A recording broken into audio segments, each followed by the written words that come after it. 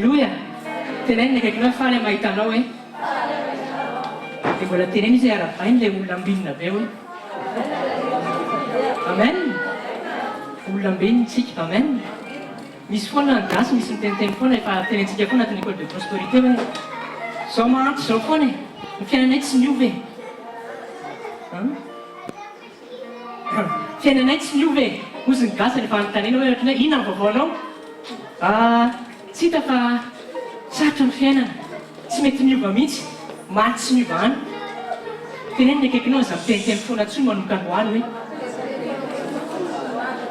Andriamanitra tamin'ny namoronana lanitra sy ny tany tao amin'ny Genesis fantatsika tsara fa ozy izy hoe hitany fa tsara ny zavatra rehetra. Ko maninona ianao miteniteny foana hoe maty tsy miova ny fiainako. Hitanao misy rehefa tsy mahay tsika, rehefa tsy haitsika ny fahalalana momban'Andriamanitra dia lasa miteniteny foana tsika manohitra ny volonté de Dieu. Amen. Tsy avery foana fa efa resaka be lehibe tsika resaka vavy hoe tandremo ty vavy. Teneniny akaikinao hoe tandremo ty vava hoe. Tenena za miteniteny foana tsoa hoe satria indraindray azy izay avoky ny vavantsika mitovy amin'ny fiainantsika. Efa ampianarantsika foana izay zavatra izay. Misy fotoantsika tsika ihany manohitra ny destiné antsika ho fait amin'ny parole avoky ny vavantsika. Ary sika izay Andriamanitra efa hitahitantsika fa noho ny tsy finoantsika izy mpanompon'Andriamanitra teo dia mitentsika negatifa nefa amin'ny parole ozy tsika misy ainy. Nefa amin'ny parole négatif mitondra vie négatif. Dia izany mampatonga ny olona tsy mahomby be dia be eo amin'ny fiaina satria feno parole négatif amin'ny vavany. Olona miteny foana tsy miova mihitsy ny fiainako, za ty nga mbe tsy tafita mihitsy, tsy hita ihany. Reny olo reny satria misy parole, misy esprit parole. Miteny Jéhovah dia efa nahazo fiainana. Amen. Derrière chaque parole, il y a un esprit. Fa miteny koa raha vao tsy avy amin'ny Jesosy dia manino misy esprit maloto ambany parole. Et toute parole qui vient pas de Jésus se cache un esprit impur. Dia tsy mitondra fiainana ilay izy fa mitondra zavatra négatif eo amin'ny fiainana. Et ça n'apporte pas la vie, ça apporte de la négativité dans la vie de la personne. Fehezony zany vavanao manomboka ny Si la personne à côté de toi met une bride sur ta bouche, raha tianao ombo ny fiainanao si tu veux que ta vie prospère, proclameo mandrakary amin'ny vavanao ny tenin'Andriamanitra. proclame la parole de Dieu chaque jour dans ta vie. Satria promesse ho anao io. Amen. Parce que c'est une promesse pour toi. Amen. Amen. Fanomerantsika tsirairay anaramerin Jesosy. Je suis heureux de vous saluer dans le nom de Jésus. Verina kely amin'ilay hoe resaka sekoly teo izay ny tena mpanompon'Andriamanitra. Je reviens à ce que le serviteur de Dieu a dit sur l'école tout à l'heure. Fa maninona moa natao hoe sekoly. Mety gagantsika hoe maninona misy hoe sekoly, mianatra misy inona ny anarana. Peut-être que vous êtes étonnés pourquoi on appelle cette formation école. C'est parce qu'il y a quelque chose à apprendre. Dia vakintsika ny sokafantsika amin'ny Baiboly. Nous allons ouvrir notre Bible. Ao Matthieu toko fahavalo amby roapolo Matthieu 28, toko fahavalo amby folo. verset 10. Toko fahasivy amby folo azafady. Matthieu chapitre 28 verset 19. Matthieu 28, 19. Bakika rehefa hita amin'ara-miarin Jesosy. Ho mandeha ihany ianareo dia atao mpianatra ny firenena rehetra. Amen. Eo fotsiny aloha. Matthieu chapitre 28, 19. Au nom de Jésus, allez, faites de toutes les nations des disciples, les baptisant au nom du Père, du Fils et du Saint-Esprit.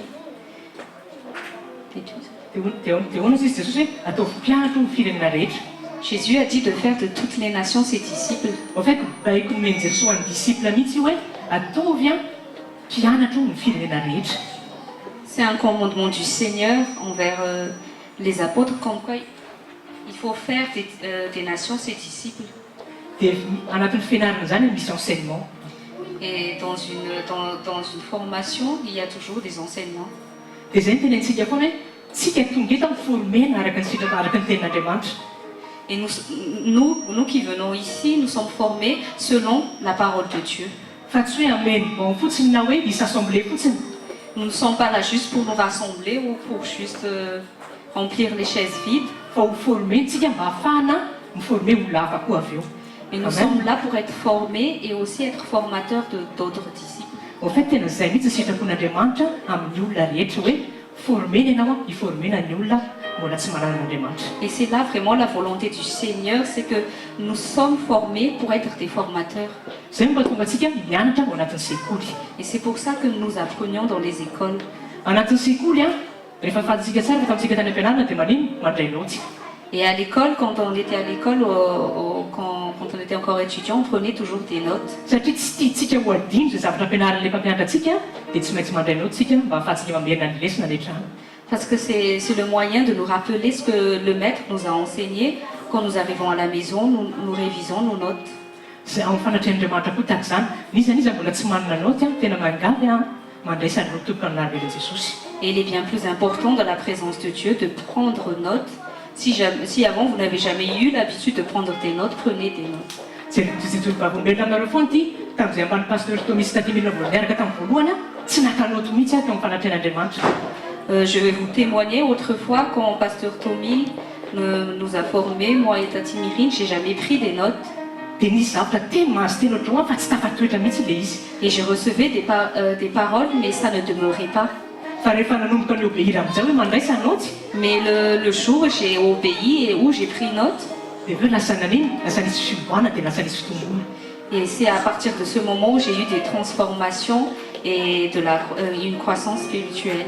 Ianao koa hoe tianao nitombo anaty miaraka amin'ny Jesosy. Est-ce que toi aussi tu veux grandir avec Jésus? Mandraisa ny tompoko anaran'i Jesosy. Prends note s'il te plaît. Zavatra tena nahitako sobe mihitsy ilay izy tamin'ny fanompoana ka na iza naiza mbola andehanako dia tsy maintsy samerana izay zavatra foana hoe raha tianao a ny andray a dia mandraisa noty. Amen. Et j'en ai eu des bienfaits en faisant cela dans le ministère. Amen. Amen. Miditra amin'izay antsika.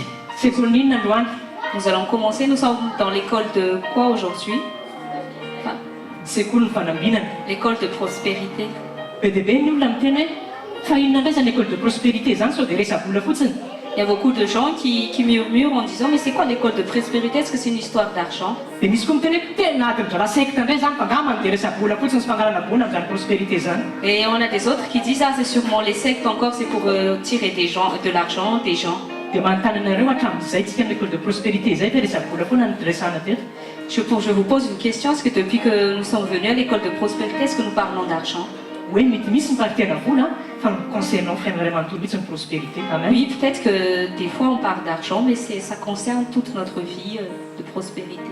Ny olona tena prospère sy ambiny amin'ny fiainana, Les gens prospèrent dans la vie. dia prospère ny aminy a, ny prospère amin'ny corany a, dia mariny prospère koa ny esprit. Amen. Ce sont des gens prospères en esprit, dans son âme et dans leur corps. Mety misy olona manan-karena be, manam-bola be, Peut-être qu'il y a des gens qui sont vraiment riches financièrement, fa déplorable be ny fiainatokantrano ohatra. mais sa vie de famille est déplorable. Olona tsy tahiny zany C'est masy pas Dieu. devant les yeux de Dieu, c'est pas une personne prospère. Na hoe mety misy aretina mahazo azy dia marary amin'iny izy tsy hitan'izay atao a. Ou peut-être qu'il est malade et qu'il n'y a pas de traitement pour sa maladie. Mbola olona tsy tahiny zany. C'est encore une personne qui n'est pas prospère. Fa olona tahina, Mais la personne prospère, tahina ny vatanao a, ton corps est prospère, tahina ny fanahinao a, ton âme est prospère, tahina koa ny ainao, tahina mihitsy zany ton ray esprit est aman-dreny ho anao prospère. rehetra. Amen. Tout ton être est prospère. Ny olona prospère koa tianao fantatra. La personne prospère aussi, Ny inona zavatra ataony a dia mahomby foana izy. qu'importe ce que la personne fait, il trouve du succès. Dia ny inona zavatra kasihany tanany a, Et mahita ny qu'importe que fomban'Andriamanitra ses mains touchent, Amen. la personne trouve toujours la bénédiction. Za mahita amin'ny ara-men'i Jesosy a, Moi, je vois dans le nom de Jésus, fa ny inona mbola zavatra kasihan'ny tananao manomboka zao a, qu'importe ce que tes mains vont toucher à partir d'aujourd'hui, ahita ny fomban'Andriamanitra ianao tu vas miara-men'i voir Jesosy. la faveur divine dans le nom de Jésus. Amen. Amen. Verina teo ny resaka olona miteniteny foana tsy misy zany école de prospérité zany. Je reviens à ces gens qui disent toujours n'importe quoi, qui disent qu'il n'y a pas d'école de prospérité. Fa maninona moa ny olona miteny hoe tsisy ilavana azy zany hoe tsy misy zany. Pourquoi ils disent qu'on n'en a pas besoin de l'école de prospérité, que ça n'existe pas? Se basé amin'inona ny olona mahatonga miteny hoe tsy misy ny école de prospérité. Sur quoi se basent ces personnes pour qu'ils disent cette affirmation? Tenenina akaikinao dia jereo mihitsy izy, jereo izy. Dis à la personne à côté de toi, Mahavoanao indraindray a, ton problème, tena mihaino loatra amin'ny feon'olona. parce que tu écoutes trop la parole du monde. Mihaino loatra amin'ny feon'izao tontolo zao. Tu écoutes trop la parole des hommes et du monde. Fa tsy mba mihina izay lazain'Andriamanitra momba Mais anao. tu ne crois pas à ce que Dieu dit de toi. Amen. Amen. Problématique zany anotsika olona mitena zany tsy misy ny prospérité. Et notre problème, c'est que nous passons notre temps à écouter ces gens qui disent qu'il n'y a pas la prospérité. Fa nga zany biblique. Est-ce que c'est biblique? Tadio tsara fa ny prospérité tompoko dia tena biblique. La Amen. prospérité est biblique. Andriamanitra izay tomponao dia Andriamanitra fanambinana. Le Dieu que tu sers est le Dieu de prospérité. Misy ten'Andriamanitra milaza hoe aozy izy ny zavatra eto amin'ity tany ity. Il y a une parole de Dieu qui dit que toutes choses sur terre lui appartiennent.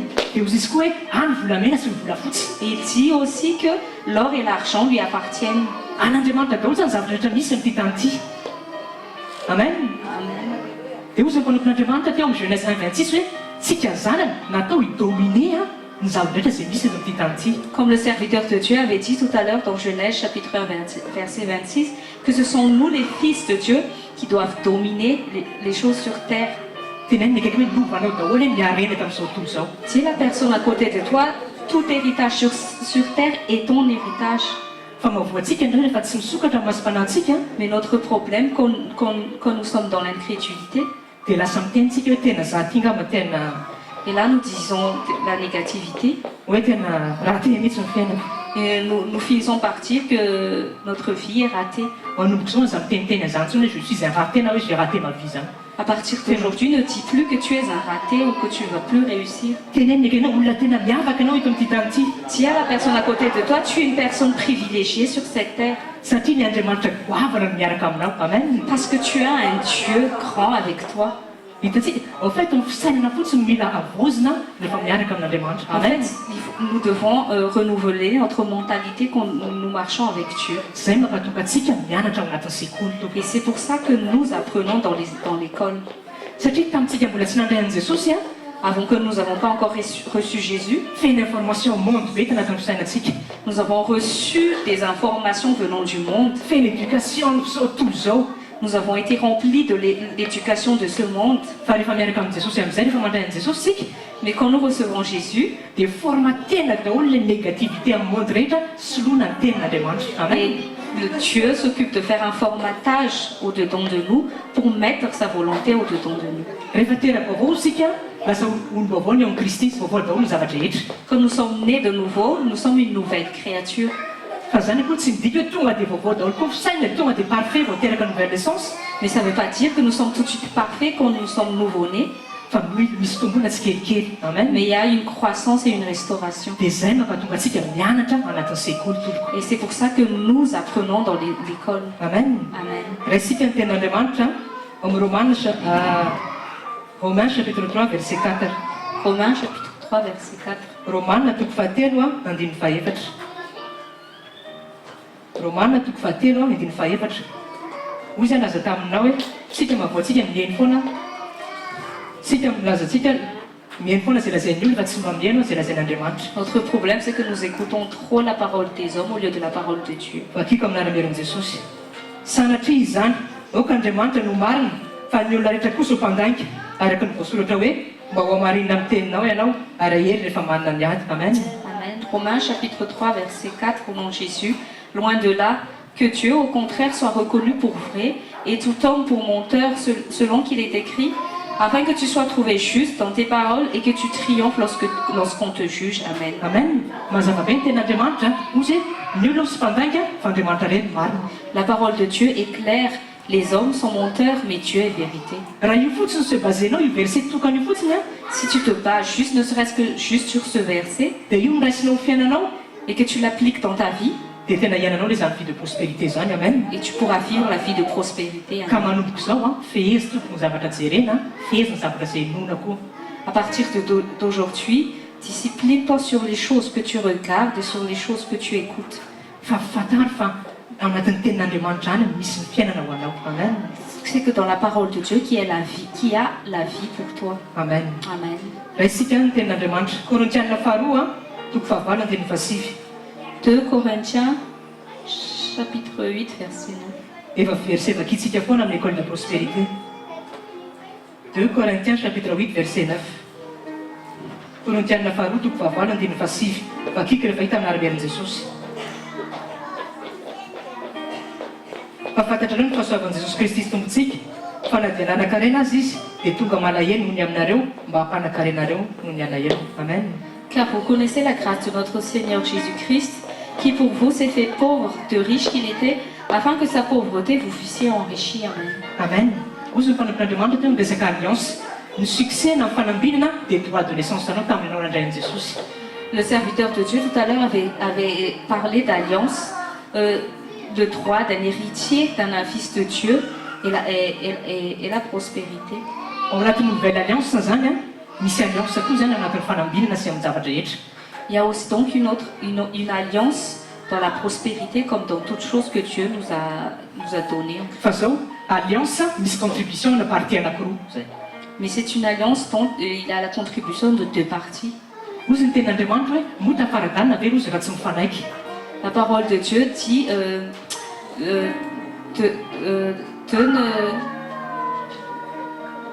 Deux hommes marchent-ils ensemble sans être concertés. Amos chapitre 3 verset 3 misy an'izay verset zay. Amos chapitre 3 verset 2. Misy Andriamanitra feky manaiky foana. Teneny akaikinao Andriamanitra manaiky. Tiens la personne à côté de toi, Dieu est d'accord. Fa ny problème aty amintsika ilay izy. Mais le problème vient de nous. Problème en fait tsika tsy manaiky mandeha anatin'ilay alliance. Le problème c'est que nous refusons de marcher dans l'alliance. Mety misy ny incrédulité. Peut-être qu'il y a l'incrédulité. Mety misy ny doute izy daholo zany. Peut-être qu'il y a le doute. Tsy fatakiny. Le non-confiance. Nefa ianao raha tsy manao paranao tsy afaka hanao parany mihitsy Andriamanitra. Mais et si nous ne faisons pas notre part, Dieu non plus ne peut pas faire sa part.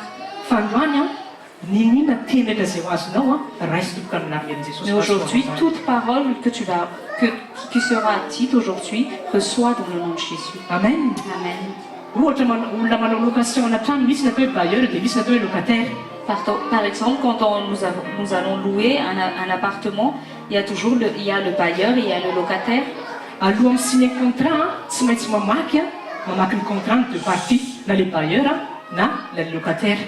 Avant de signer le contrat, les deux parties doivent lire le contenu du contrat. Dia tsy maintsy misentendre izy hoe ekeko ny point rehetra n'ity contrat de location ty. Et les deux parties se mettent d'accord en disant qu'ils reconnaissent et qu'ils acceptent toutes les notes dans le contrat.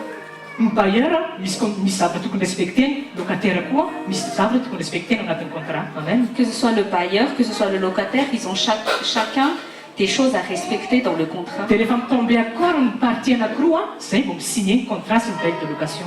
Et quand les deux parties arrivent à se mettre d'accord, c'est là qu'ils commencent à signer le contrat. Dikan'izany hoe d'accord fa samy respecté amin'ny partie tsy rarahay avy. Et la signature signifie que les deux parties sont d'accord et qu'ils vont accepter de respecter le contrat. Ohatr'izay misy koa ny alliance miaraka amin'Andriamanitra. Andriamanitra efa d'accord foana en fait. Et c'est la même chose avec l'alliance avec Dieu. N'Andriamanitra ny problème aty amintsika foana ilay izy. Dieu est toujours d'accord, mais le problème, ça vient toujours de nous. Diso zany ilay fomba fiteny hoe Andriamanitra angamba tsy mijery ny fiainako mahitsy matoa za tsy mamboatra ao tena tsy hita mihitsy angamba ny fiainako. Et c'est faux quand nous disons peut-être que sûrement Dieu ne se préoccupe pas de ma vie, si ma vie ne change pas, c'est toujours comme ça. Ao aminao zay misy fay matoa tsy mety ny fiainanao. Tadio tsara zay zavatra efa tsy an'Andriamanitra mihitsy. La faille vient toujours de nous et non de Dieu. Dia avao sara ny relationao miaraka amin'Andriamanitra. Et c'est pour ça qu'il nous faut restaurer notre relation avec Dieu. Régleo tsara zay zavatra mety mbola tsy mifanaraka amin'ny sitrapon'Andriamanitra amin'ny fiainanao. Il faut régler notre relation, toute chose qui n'est pas encore en accord avec la volonté de Dieu. Fa rehefa d'accord anao Andriamanitra d'accord foana dia iainanao zany prospérité zany. Amen. Et quand tu es d'accord avec Dieu et Dieu il est toujours d'accord, tu pourras vivre la vie de prospérité. Amen. Amen. Alliance alisa misy contribution ny partie anankiroa tady sy foana zay C'est une alliance dans laquelle il y a toujours la contribution de deux parties. Dia miverina amin'ilay 2 Corinthiens chapitre 8 verset 9 teo Tu reviens dans 2 Corinthiens chapitre 8 verset 9. ozy le verset hoe Jesosy nampahantrana mba hahatonga antsika hanakarena. Jésus s'est fait pauvre afin que nous soyons riches. Jesosy tadio tsara fa tsy teraka tanaty hôpitaly fa teraka izy au milieu an'iny tranomby. Jésus, nous savons bien qu'il n'est pas né dans un hôpital, il est né dans une crèche. Jesosy niteraka tanaty tranomby mba ahafahanao miteraka anaty hôpitaly amin'izao fotoana izao. Jésus est né dans une crèche afin que toi et moi nous avons pu naître dans un hôpital aujourd'hui. Zany zavatra mila tsara amintsika zanak'Andriamanitra hoe grâce avy amin'Andriamanitra zany. Et en tant qu'enfants de Dieu, nous devons rendre grâce au Seigneur à partir même des choses comme ça. Ny malédiction rehetra sy ny tsy fahombiazana rehetra zany efa noentiny Jesosy daholo efa il y a 2000 ans passé. Jésus a déjà porté toutes nos malédictions. Fa rehefa mitsangana tamin'ny maty izy levina tamin'ny azy daholo le tsy fahombiazana rehetrarehetra. Et quand Jésus s'est ressuscité, toutes les malédictions ont été enterrées et étaient mortes avec lui. zay mampatonga antsika fa raha zanak'Andriamanitsika dia tena olona tena tahina be mihitsy. Amen. Et si nous sommes enfants de Dieu, nous sommes des personnes vraiment prospères. Amen. Ny zavatra voalohany tokony ataonao zany dia miprendre an'izay conscience zany hoe za zanak'Andriamanitra natao ho tahina. Amen. La première chose importante donc que tu dois savoir, c'est que tu dois prendre conscience de ton identité d'enfant de Dieu en Christ. Misy ten'Andriamanitra zay milaza hoe ringana ny olona no tsisy ny fahalalana. Il y a la parole de Dieu qui dit « Mon peuple périt par manque de connaissance ». Fa ringana koa ny olona rehefa tsy mahafantatra ny identitéany. Mais le peuple aussi périt quand ils ne connaissent pas son identité. Rehefa tsy fantatrao hoe Andriamanitra mitananao sy mitsimbina anao dia ho ringana foana ianao. Quand tu ne sais pas que c'est Dieu qui pourvoit tous tes besoins, bah, tu péris. Ina moa le ringana tsy fantatrao hoe misy droit efa nomena anao. Qu'est-ce que ça veut dire périr? Ça veut dire que tu ne connais pas que tu as un droit. Dia ohatran'ny olona esclave foana ianao. Et bien tu demeures toujours comme un esclave. Dia misy ny ten'Andriamanitra ny tenany amin'ny Galaty hoe na dia efa zanaka rozy indray ohatra mbola miaina anatin'ny esclave ihany satria tsy fantany l'identité. Et il y a un verset de la parole de Dieu qui se trouve dans Galates qui dit que beaucoup de croyants ils sont déjà fils de Dieu, mais par manque de connaissance, ils vivent encore comme des esclaves. Dia zay mahatonga antsika foana manino mifantoka sy miseho basé amin'ny tenin'Andriamanitra. Et c'est pour ça que nous sommes toujours concentrés et que nous nous basons toujours sur la parole de Dieu. Amen. Amen. Raisitsika amin'ny tenin'Andriamanitra. Romains chapitre 8 verset 29 à 30.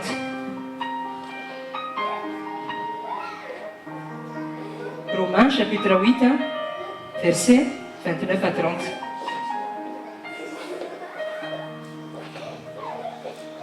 Car ceux qu'il a connus d'avance, il les a aussi prédestinés à être semblables à l'image de son Fils, afin que son Fils fût le premier-né entre plusieurs frères.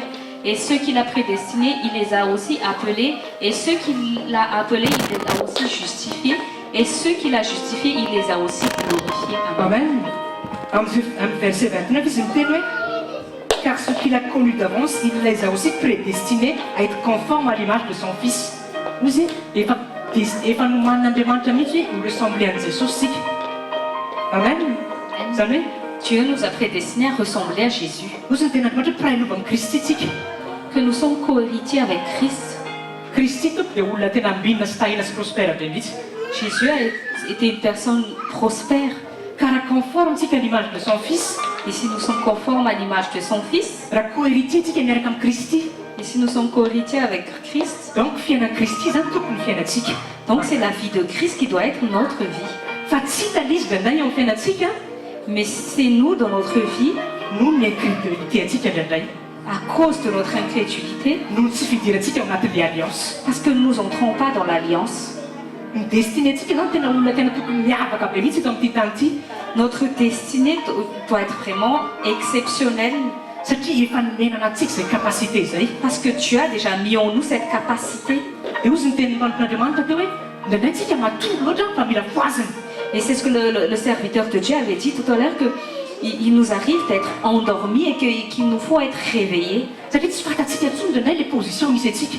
Parce que parfois nous oublions la position où nous sommes, où nous devons être.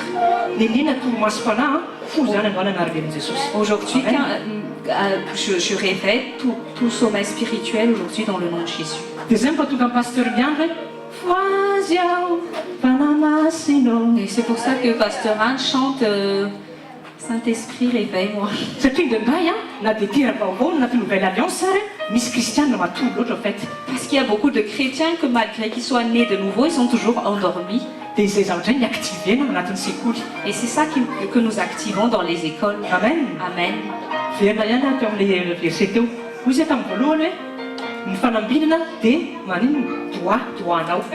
La prospérité est un droit pour tout enfant de Dieu. Satria Jesosy efa nampahatrana mba hahatonga anao manan-karena. Parce que Jésus s'est rendu pauvre afin que toi et moi nous soyons riches. Fa tsy maintsy misy pas de foi anjaranao ahafahanao misitraka an'izay droit zay.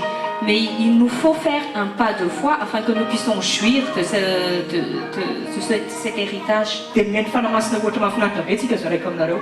Et le Saint-Esprit nous donne un parabole que je vais vous partager Amin'izay ireo izay resaka droit zay. sur ce qui concerne le droit. Aty en France zao rehefa miteraka dia misy ny atao hoe allocation de naissance. En France, après notre accouchement, nous avons droit à une allocation familiale. Izy zany mbola miteraka eto a, izy mipetraka eto dia mahazo an'izay allocation de naissance zay. Et donc en France, qu'importe la personne qui donne naissance à un enfant, il a droit à cette allocation. Tenenina akaikinao hoe droit ilay izy hoe droit. Si la personne à côté de toi, c'est un droit. Fa na dia droit ary a, misy démarche tsy maintsy ataonao a, zay vao azonao ilay izy. Mais même si c'est un droit, il y a des démarches que tu dois faire afin que tu puisses obtenir ce droit. Dia inona ina amin'izay le démarche tokony ataonao? Et quelle est la démarche qu'il nous faut faire?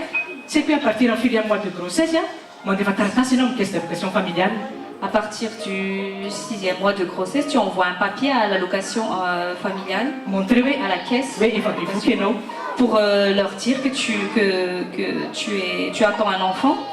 Dia aveo hitan'zareo iny a, Et quand ils voient ça, dia hoana dia fatany marina tokoa hoe bevoka zany ianao dia manino doanao amin'izay le allocation. et la caisse d'allocation reconnaît que tu attends un enfant, donc ils te disent que tu as droit à ton allocation. Dia mahazo an'le izy ianao a, manino tu as efa nanao an'le démarche. Et tu peux bénéficier de cette allocation quand tu as fait cette démarche. Fa zao zany na dia doanao ary le izy ka tsy nanao démarche ianao tamin'ny caisse d'allocation familiale, tsy ho azonao mihitsy le allocation de naissance. Et donc, même si tu as ce droit, mais que tu n'as pas fait cette démarche, la caisse d'allocation ne peut ne pas te donner ce bénéfice. Dia izay mihitsy ho fety amin'ny fanatrehan'Andriamanitra. Le ianao manao démarche iny a, iny pas de foi, iny le ianao miditra anatin'ny alliance miaraka amin'Andriamanitra. Et il est de même avec Dieu. C'est notre démarche, c'est cette démarche de foi qui va nous permettre de bénéficier de ce droit que Dieu nous donne. Miobéir ianao amin'ny principe divin izay omen'Andriamanitra anao. Il nous faut nous obéir aux principes divins. Fa tsy vitany fotsiny hoe mihinan'Andriamanitra a, dia j'attends que toutes les bénédictions viennent sur un plateau d'argent dans ma vie. Si zay le izy. Enfin, c'est pas, mais on ne dit pas seulement je crois et j'attends juste la bénédiction divine sur un plateau d'argent, juste en attendant. Tsy finoana anaran'izany fa fahakamoana. C'est pas la foi, ça s'appelle pas la foi, c'est la paresse. Be dia be ny kristianina tena manana oisiveté sy paresse mihitsy ianao. Il y a beaucoup de chrétiens qui sont oisifs et paresseux, Enina dia efa tera vaovao ary. et même s'ils sont nés de nouveau. Dia izay ndraindray no mampalahelo a, Et c'est triste. satria efa nireserve anazy Andriamanitra daholo ny tsara indrindra. Dieu leur a déjà réservé toutes les bonnes choses. Fa izy tsy mety manao an'le pas de foi fa miandry takany eo fotsiny. Parce qu'ils refusent de faire ce pas de foi en attendant juste dans la paresse. Dia Andriamanitra koa maniny ianao tsy d'accord anatin'le alliance, izy koa mbola miandry. Et Dieu aussi attend parce que l'autre partie, tu n'as pas respecté le contrat. Dia hozy ny tenin'Andriamanitra hoe mba hainy anareo izy a mpino mpankadiny tena fa tsy mpino mpanadiny. Et la parole de Dieu nous dit, soyez des croyants ne soyez pas des croyants oublieux, mais des croyants qui obéissent. Tadio tsara fa ny royaume rehetra misy principe. Dans tout royaume, il y a des principes. Royaume d'Angleterre zao miaraka amin'ny reine Elisabeth a, misy protocole be mihitsy tsy maintsy rehefa miara-ban'ny reine iny a, tsy maintsy ataon'ny olona chef d'état. Satria izay mihitsy nefa niinstaurena hoe misy principe rehefa amin'ny maniny mirencontré amin'ny reine Elisabeth. Par exemple, dans le royaume d'Angleterre, il y a des protocoles que leur système a instaurés avant de saluer la reine Elisabeth. Dia iny ny chef d'état rehefa mivisité amin'ny reine Elisabeth a, tsy maintsy manaraka an'le fomba fanaovana salut misy particulier zay izy a, raha satria manino hoe zay zany protocole zay tsy maintsy an'izay. Et même donc les chefs d'État des différentes nations, quand ils veulent voir la reine Elisabeth, ils doivent se conformer à leurs principes pour saluer la reine. Dia amin'ny fanjakan'Andriamanitra koa tompo misy ny principe divin. Et dans le royaume de Dieu aussi, donc, il y a des principes divins. Raha tianao ny tehaomby sy tena propice amin'ny fiainanao tamin'ity tany ity a, mila rahanao zay principe zay. Amen. Si tu veux voir la prospérité dans ta vie sur ça, nous devons obéir à ces principes divins. Fa tsy vitany kosa za efa zanak'Andriamanitra efa tera-baovao a. Ça ne suffit pas de dire je suis enfant de Dieu, je suis né de nouveau. Dia eo zany miandry fotsiny a, tonga eo ny fitahiny. Et là j'attends juste et j'attends que la bénédiction vienne. Amen. Amen. Ito tamin'izay atsika androany a resaka zavatra mo anankiray aminareo atao hoe opportunité. Aujourd'hui, je veux vous parler d'un mot, l'opportunité. Tamin'ny herinaratra nisy fotoana mpampian'Andriamanitra ny teny teto hoe opportunité. Izy anatadidy amin'izay. La semaine dernière, le serviteur de Dieu avait prononcé ce mot, opportunité. Est-ce que quelqu'un s'en rappelle? Dia nijoro vavolombelona taminahy izy tamin'izay hoe tamin'ny efa hiala taona zany tamin'ny mbola nitabiasa. Et il avait témoigné de ma propre expérience sur moi. Hoe ny opportunité ozy izy a mila provoquena fa tsy andasana. L'opportunité, il nous faut la provoquer et non l'attendre. Satria azavaiko aminao les situations tamin'izay zavatra izay. Je veux vous expliquer la situation que j'ai vécue dans le passé. Misy ilay atao hoe entreprise hoe Sanofi à 26 a. Il y a une entreprise, Sanofi, à 26. Dia tamin'izany marché tena hoe tsy misy mihitsy ny recrutement fa tena hoe enjana be zany ny recrutement fa tena hoe miditra tanteraka. Et en ce temps, on m'avait dit qu'il n'y avait aucun recrutement dans l'entreprise et dans le domaine. Au fait, c'est une réalité à moi, c'est une zava-misy. Et c'était la réalité. Dia zaho mifantoka tamin'izay hoe za tena tsy postule any mihitsy fa tsy voaray any mihitsy na tena zareo amin'ny interne ao ihany no fampisehoako recruter fa tsy mandray olona velana izy dia zay fisainan'izay foana nataoko tato anatiko. Et j'avais ce problème, j'avais cette mentalité en me basant sur cette réalité que ça sert à rien que je postule parce que eux ils disent qu'ils vont jamais recruter des personnes de l'extérieur. Dia ozy mpanompoan'Andriamanitra hoe aza miandry hoe misy offre fandany ianao mandefa CV provoquer l'opportunité. Et l'homme de Dieu m'avait dit que n'attends pas qu'il y ait des offres, mais c'est à toi d'envoyer ton CV, de provoquer l'opportunité. Fa ilay izy moa tena tsy nataoko mihitsy satria tena tanatin'ny incrédulité. Et à cause de mon incrédulité, je n'ai pas obéi, je n'ai rien fait. Fa niraisiko lesona ilay izy taty aoriana. Mais j'ai pris le son, par contre, plus tard. Dia haiko tsara zao mizany hoe resaka opportunité zany. Et je sais maintenant ce que c'est quoi l'opportunité. Dia raha nisy fotoana tadidinareo nijoro vavolombelona tamin'ny début d'année. Et si vous vous rappelez bien, j'ai témoigné auprès de vous en début d'année. Le hoe za mihitsy ny tany amin'ny mpampiasa hoe apekaro ny karamako. Je suis vraiment allée de moi-même, je suis allée voir mon chef pour lui dire qu'il faut qu'il augmente mon salaire. Zao tadio tsara fa mpampiasa zarina ary ianao raha hijanona amin'ny karamanao iny foana na dia kolonga plusieurs années ary.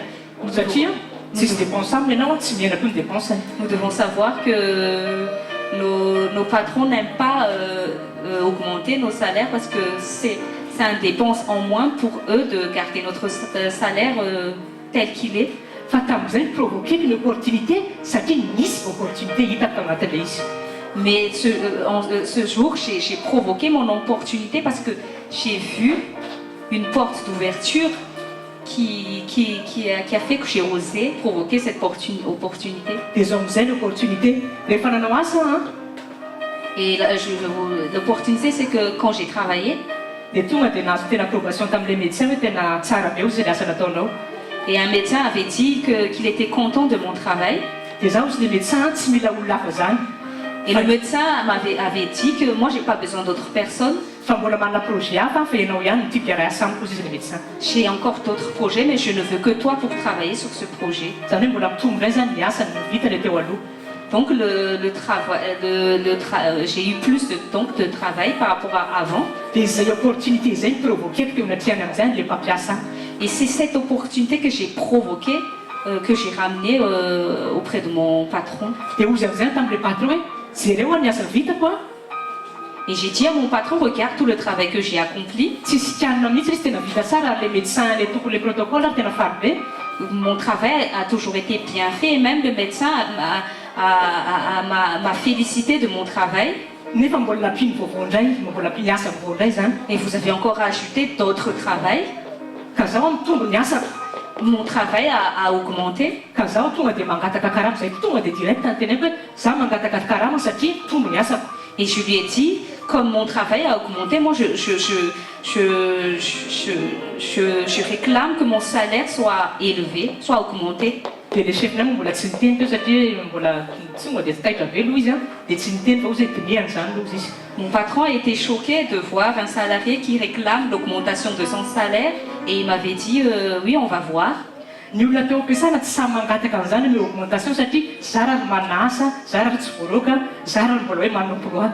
La plupart de mes collègues n'oseront jamais proclamer l'augmentation d'un salaire auprès de leur patron parce que ils se disent qu'il faut mieux avoir un travail que d'être renvoyé si on fait ça. Fa za tsisy ndararaiko amin'izany fa ny any fantatro a za zanak'Andriamanitra manana le tena goavana atao anatiko a l'esprit de l'éternel est sur moi tonga dia nandondona tamin'ilay patron apokariny karamako. Moi, je ne me préoccupais pas de ça parce que moi, je savais qui j'étais. J'étais l'enfant de Dieu et je savais quel travail je faisais. Donc, j'ai réclamé mon augmentation. Le serviteur de Dieu avait dit tout à l'heure qu'il y a une domination en nous, mais il nous faut l'exprimer. Une semaine après, Et gloire à Dieu, une semaine après, il a approuvé ma demande et mon salaire a été augmenté.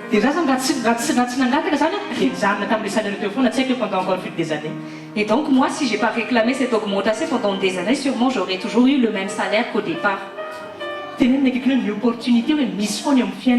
Tiens, la personne à côté de toi, il y a toujours une opportunité dans ta vie. Mais il nous faut ouvrir nos yeux spirituels pour voir cette porte d'ouverture pour que nous puissions y entrer. Amen. C'est pour ça, on a besoin de concentration. Et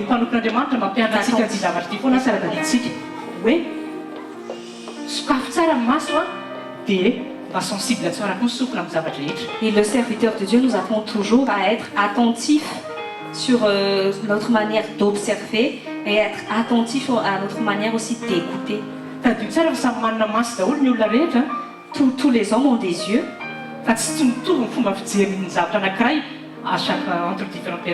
Mais la manière comment on regarde est différente.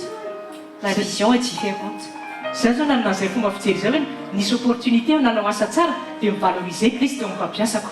Moi, j'avais eu cette vision que j'ai bien travaillé, j'ai valorisé mon travail auprès de mon chef. Du coup, j'ai osé réclamer mon augmentation. Est-ce que nous avons bien compris? Il y a beaucoup de gens qui disent « Ah non, il n'y a aucune opportunité dans cette vie, dans ce monde où on vit, c'est le désert. » Tiens, la personne à côté de toi, il y a des opportunités. Dis-lui encore, il y a des opportunités. Mais c'est à toi d'ouvrir tes yeux pour trouver cette porte d'ouverture. Matthieu chapitre 7, verset 7. Matthieu chapitre 7, verset 7. Matthieu Demandez et l'on vous donnera. Cherchez et vous trouverez. Frappez et l'on vous ouvrira. Amen. Amen.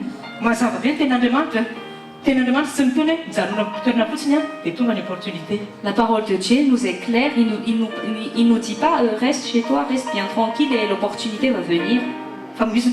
Cherchez. Mais la parole dit chercher, frapper aussi, frapper. Donc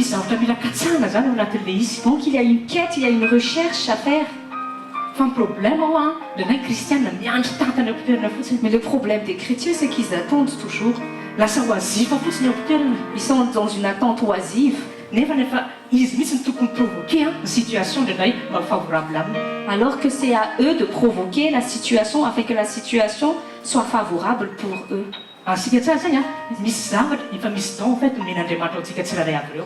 Dieu nous a déjà donné des dons en chacun de nous.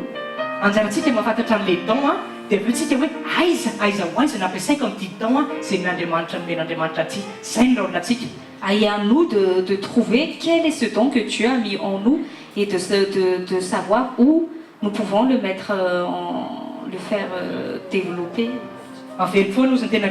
Chercher, frapper. Chercher, frapper. Il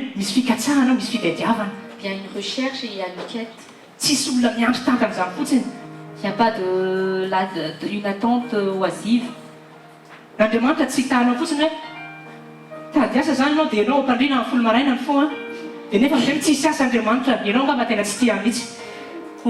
C'est comme une personne qui dit je cherche un travail et il reste au lit, il se réveille à 10 heures, il envoie pas ses CV, après il dit à Dieu, mais tu m'as oublié, tu m'aimes pas, j'ai aucun travail. Dia zao no tenin'Andriamanitra anao tsotra fotsiny. Et Dieu te répond simplement, Tsangana ianao dia mivoa dia andana mitady asa. lève-toi, sors et va chercher du travail. Andriamanitra tompoko tsy miasa miaraka amin'ny olona kamo. Dieu n'œuvre pas avec des gens paresseux. Zay avelopony zay zavatra satria indraindray ny kristianina efa zanak'Andriamanitra zany dia tsy mila manao ininona intsony fa miandry fotsiny. Il y a des gens qui pensent que parce qu'ils sont chrétiens, je ne vais plus rien faire et je vais juste attendre.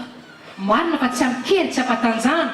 C'est vrai que ce n'est pas par notre force ni notre bravoure, Fa le finoana ran'asa le zay mietsika hoe ianao mivoaka ny trano a dia mandeha no metraka CV am-pinoana any amin'ny toerana rehetra zay tadiavana ho azy. Mais Zay c'est la- pas zay ny tian'Andriamanitra ataonao. mais c'est la foi qui suit les œuvres. C'est ton pas qui va déposer ton CV avec foi et qui croit que tu vas obtenir une réponse positive. Dia ozy ny tenin'Andriamanitra hoe finoana tsy misy asa ozy a dia maty. La foi sans l'œuvre est morte. Be dia be kristianina be finoana be fotsiny fa tsisy œuvre mihitsy. Il y a beaucoup de chrétiens qui ont de grandes foi mais qui n'ont aucune œuvre et ils ne voient rien. Showbiz rehefa mifanatra Andriamanitra hoe alléluia tena tsara be zany teny zany raisiko zany. Ils sont chauds quand ils sont dans la présence de Dieu, ils disent Alléluia, Amen, mais quand ils sortent, ils arrivent à rien Fa faire. rehefa mivoaka amin'izay ozy nefa zao tontolo zao a tsy niaplikeny akory zay zavatra nianarana. Et quand ils sont au milieu du monde, ils n'appliquent pas les enseignements de Dieu. Tsy niaplikeny le principe efa nomen'Andriamanitra azy. Ils n'appliquent pas les principes que Dieu leur a donnés. Dia mahavazava ho azy a tsy miaina le prospérité izy. Et c'est normal après qu'ils ne vivent pas la prospérité. Teneny akaikinao alliance misy alliance hoe prospérité. Si la personne à côté de toi, il a toujours une alliance dans la prospérité. Amen. Amen. Akafanoana indray tsika mahafinaritra be men'i Jesosy a au Matthieu chapitre 20. On va encore voir un autre parabole dans Matthieu chapitre 20. Matthieu chapitre 20 verset 1 à 7. Matthieu chapitre 20 verset 1 à 7. Car le royaume des cieux est semblable à un maître de maison qui sortit dès le matin afin de louer des ouvriers pour sa vigne. Il convint avec eux d'un denier par jour et il les envoya à sa vigne. Il sortit vers la 3e heure et il en vit d'autres qui étaient sur la place sans rien faire. Il leur dit, allez aussi à ma vigne et je vous donnerai ce qui sera raisonnable. Et ils y allèrent.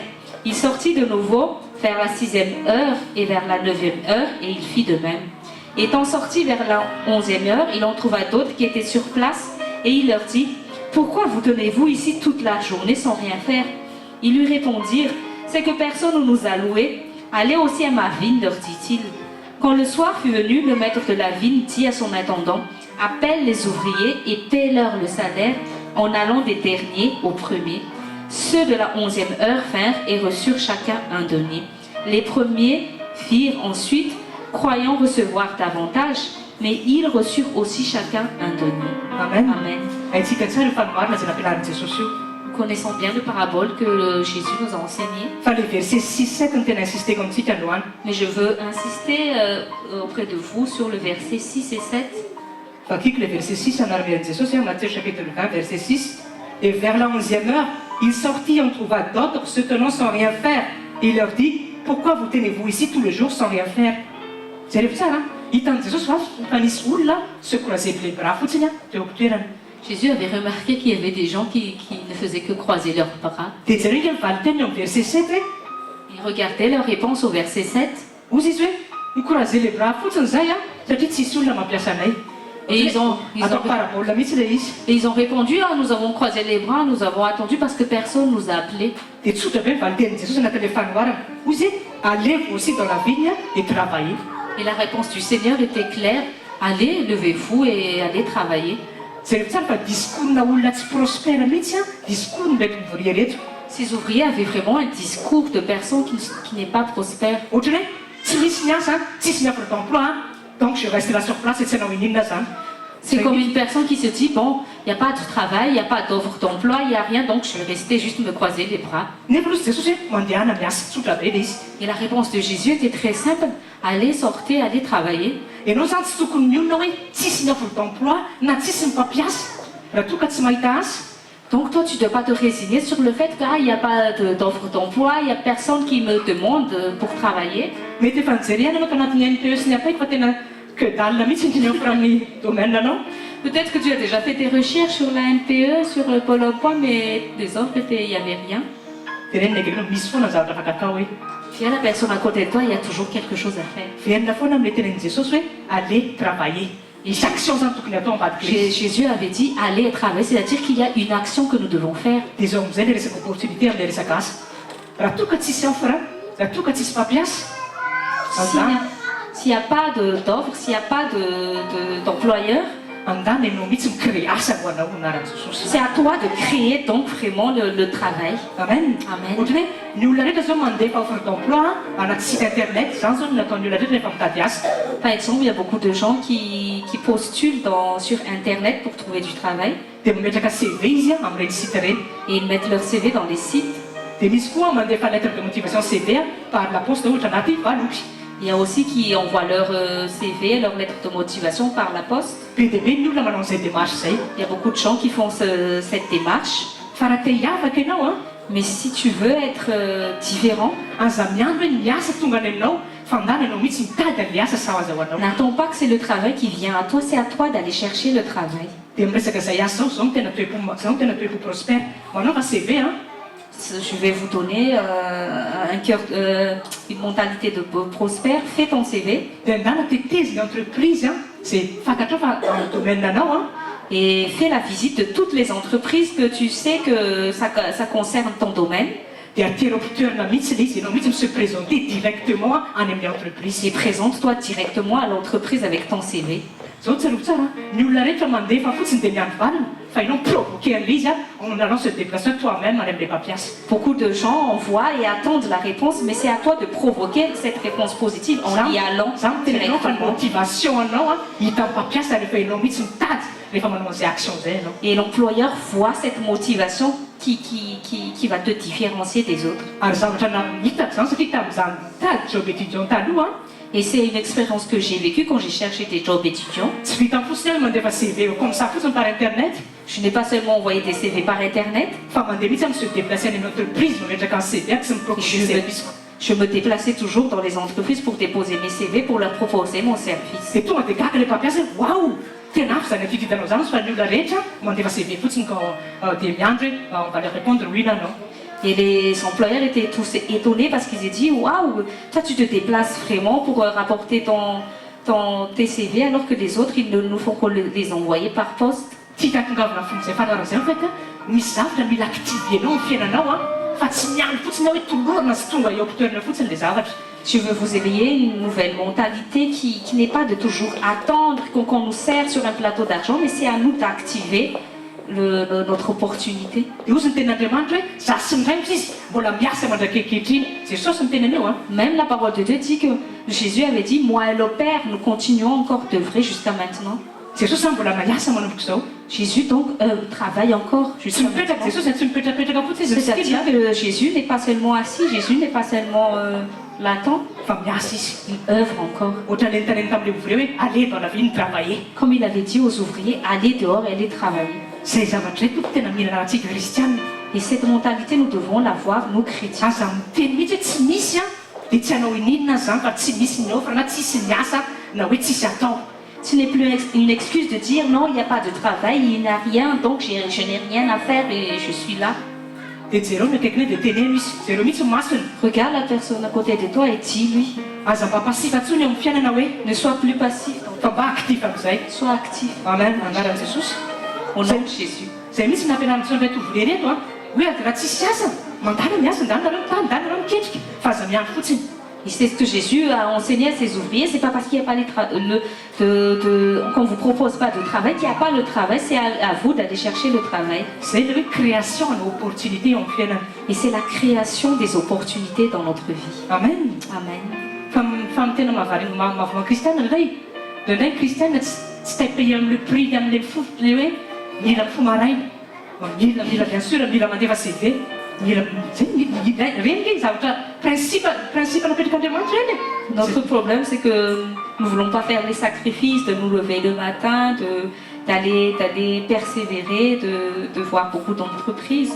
Nefa Jesosy ny teny hoe allez travailler. Alors que Jésus nous dit d'aller travailler.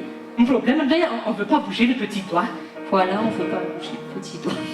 fa andriamanitra no amianao saina intelligence sagesse ho ampiasaina le izy ndika amin'izany Si amen Dieu nous a donné l'intelligence et la sagesse, c'est qu'il nous le faut l'utiliser. amen Amen. de resaka vavolombelona ihany a mbola ivavolombelona aminareo ihany a Je vais encore vous parler d'un témoignage.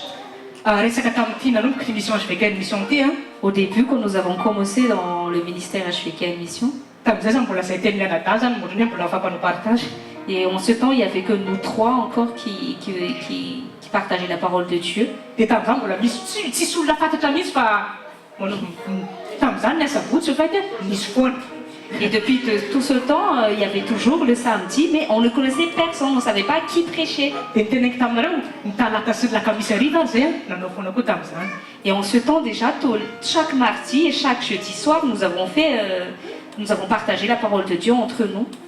dia zao le izy zay zany tsy ny olona hoe tsy misy ny olona trina dia aleo rangaha tory fotsiny Et en ce temps, on ne s'est pas dit, ah, il n'y a personne à qui nous allons prêcher, on va juste dormir, on va laisser tomber l'œuvre de Dieu. fa zay tao aloha naninona zay no fampiforme zay miaraka atao Mais on a commencé par nous former entre nous. tena hoe nidy amatrano mihitsy zay a dia miformeny zay Et on s'est fermé entre quatre murs et on s'est formé avec la parole de Dieu. ianao koa zany andriamanitra mijery foana aiza ny fatikinao sy ny fidélité anao Oui, et Dieu regarde toujours aussi notre fidélité. ny teny efa latsaka hoe misy ministère HVK aty en France sy aty Europe teny efa latsaka La prophétie nous a déjà été donnée qu'il y a un ministère qui va s'élever, HVK Mission en France. zay zany mila fantatra foana hoe matoa andriamanitra mionvoye a miporoboara zany izy ao ambadika izay Et nous devons toujours avoir cette conscience que si Dieu nous envoie, c'est qu'il va pourvoyer. fa misy étape ao tsy maintsy tomboana ao anatin'izay zavatra zay Mais il y a une étape que nous devons accomplir pour grandir. dia resaka amin'izay am'le vavolombelona tamin'izany tadiko tsara ozy mpanokon'andriamanitra mitedava ozy a moyen anaparitahana ny tenin'andriamanitra satria zany tamin'izany mbola tsisy olona fantatra mihitsy hoe anaovana partage na hitoriana ny tenin'andriamanitra Et en ce temps, l'homme de Dieu nous avait dit, il nous faut chercher un moyen pour pouvoir partager la parole de Dieu, même si on connaît encore personne à qui prêcher. dia io le hoe en Matthieu chapitre 7 verset 7 hoe chercher Et c'est la parole de Dieu que Jésus nous donne dans Matthieu 7, 13, chercher. dia io miketrika zany mitady miaraka ny fanampiany fanamasina Et avec l'aide du Saint-Esprit, on a cherché. dia fantatsika tsara fa aty moa ny internet tena mandeha be mihitsy ny resaka communication amin'ny internet tout se passe par internet Nous savons bien qu'en France, l'Internet est un outil qui est utile dans la communication. dia la tonga amin'izay ny hoe amorona ny blog ny HVK mission Et c'est de cette idée que nous avons créé le blog HVK Mission. dia reny manina alefa aminareo reny a efa tamin'ny 2008 reny a ho fetiny natao Et toutes ces mails que nous vous envoyons par email, nous les avons déjà fait depuis 2008. dia tamin'izany tena hoe zavatra tsotsotra fotsiny a zay ny mila mitady mijery amin'ny internet hoe ahoana manao création na blog zavatra Et tsotra on a commencé simplement, on a regardé sur Internet comment on crée un blog tout simple. dia nanomboka nanao partage nasiana manina isan'andro ohatrany hoe misy amin'izao reny ihany Et nous avons commencé à partager des mails du jour. dia ny dia avy eo amin'izay nafinaritra an'le izy a zavatra kely le izy a Et ce qui a été bien, c'est que c'était quelque chose de comme minime. ohatrany hoe na ny interface le blog a zavatra ohatrany hoe tena tsotra be Même l'interface du blog était vraiment minime, vraiment simple. fa navarina Mais ce qui était extraordinaire, be dia be ny olona na commentaire ato anatin'ny blog hoe tena mampaheranay be ozy ny teny a zay ho afafinareo anatin'ity blog ity et nous avons reçu beaucoup de réponses dans différents pays, comme quoi que les paroles de Dieu fortifiaient beaucoup de croyants qui les lisaient. hitanao zay hoe andriamanitra mitanao rehefa eny am-pandehanana mitombo ianao Et c'est ça que Dieu nous bénit au fur et à mesure que nous marchons, que nous croissions. dia nisy olona mihitsy hoe avy any Afrika avy any Canada miteny mihitsy izy hoe mamaky zay ozy ny blognareo isan'andro a mahazo be ao anatin'le partage zay zarenareo Il y avait des gens qui venaient du Canada, de l'Afrique, qui nous disaient combien ils grandisaient dans la foi grâce au mal du jour qu'ils regardaient dans le blog. mbola tsy vita amin'izay le izy Et ça s'est pas fini, résumé à ça seulement. fantatsika tsara ny site topchrétien.com Nous connaissons bien le site topchrétien.com. tamin'izany fotoana zany topchrétien.com ny répertorie blog chrétien rehetra tao anatin'ny siteny Et en ce temps, il répertoriait les différents blogs chrétiens dans son site. zany hoe misy ny adresse ny site zany manatiny top chrétien zany a mandeha fotsiny ianao blog chrétien dia hita eo daholo ny blog chrétien francophone rehetra. Et quand nous entrons dans le site Top Chrétien, que nous regardions les blogs chrétiens dans le monde, et il y avait toute une liste de blogs. dia aveo zany nametraka demande tany amin'ny top chrétien hoe mba ho archivenaka ny site ny top chrétien ny blog ny svkl. Et nous avons envoyé une demande à Top Chrétien, est-ce que c'est possible d'archiver le blog HVKN Mission dans leur site? dia voninahityn'andriamanitra fa ny pitsiny ihany a dia tonga dia niaccepté ny top chrétien hoe validé ny blognareo a mba archive anatin'ny sitenay. Et gloire à Dieu, le lendemain même, on nous a répondu que notre blog était accepté, qu'il était déjà sur le site Top Chrétien. dia tena nakena mbola tsy vita an'izay hoe Tiens, la personne à côté de toi, c'est pas encore fini. ao anatin'ny top chrétien koa rehefa misy an'ireo blog reo a dia miclassé io zay iza ny blog rehetra le plus vu.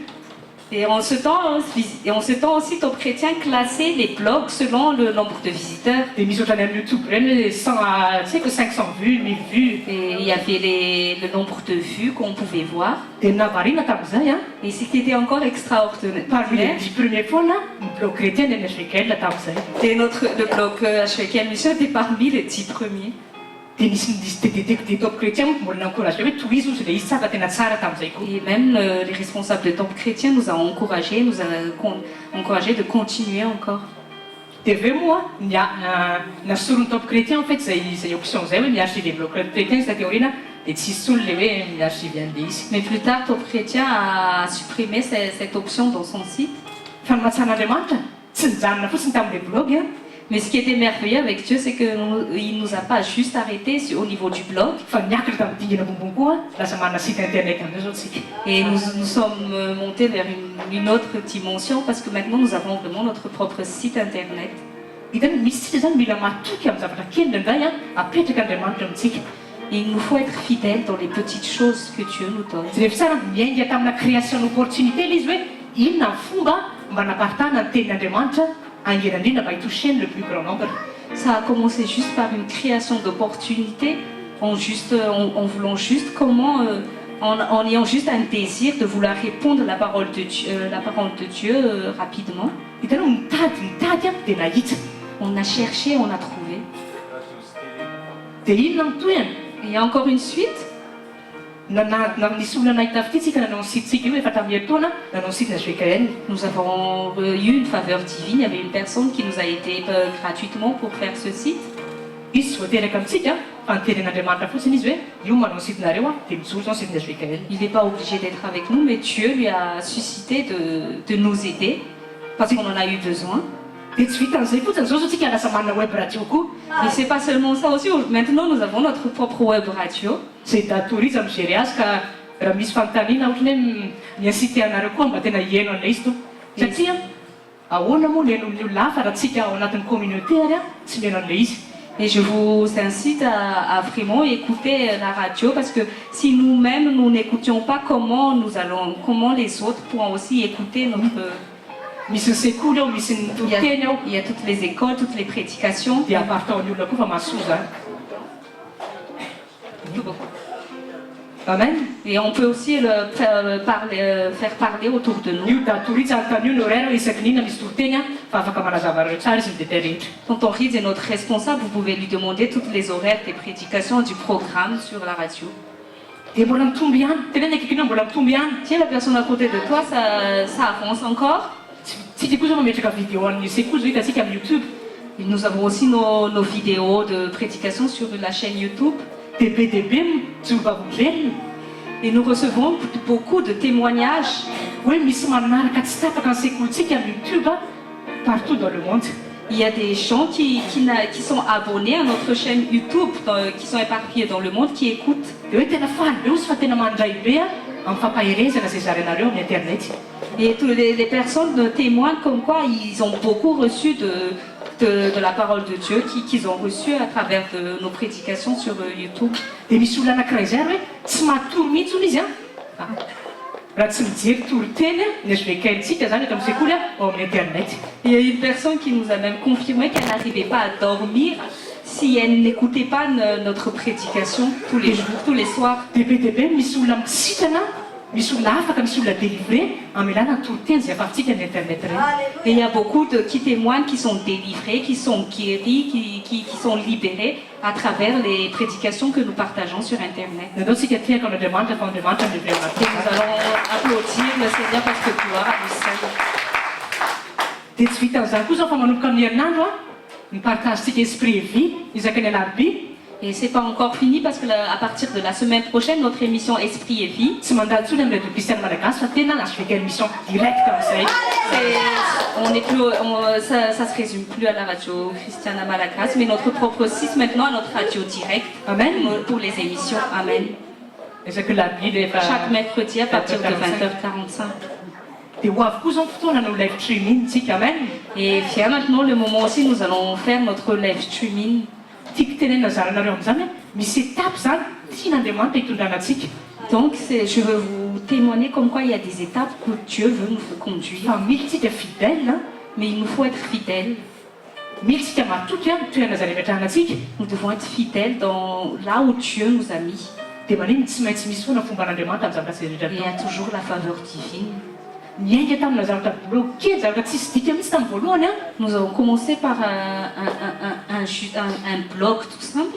zao lasa miaraka amin'ny site sy radio sy vidéo total mihitsy zany. Aujourd'hui, nous sommes maintenant avec des sites radio. ary tsika mbola tsy olona amin'izay fa iny mbola katsaka foana tsika hitomba hatramin'ny foana amin'iny fa namparitana l'évangile.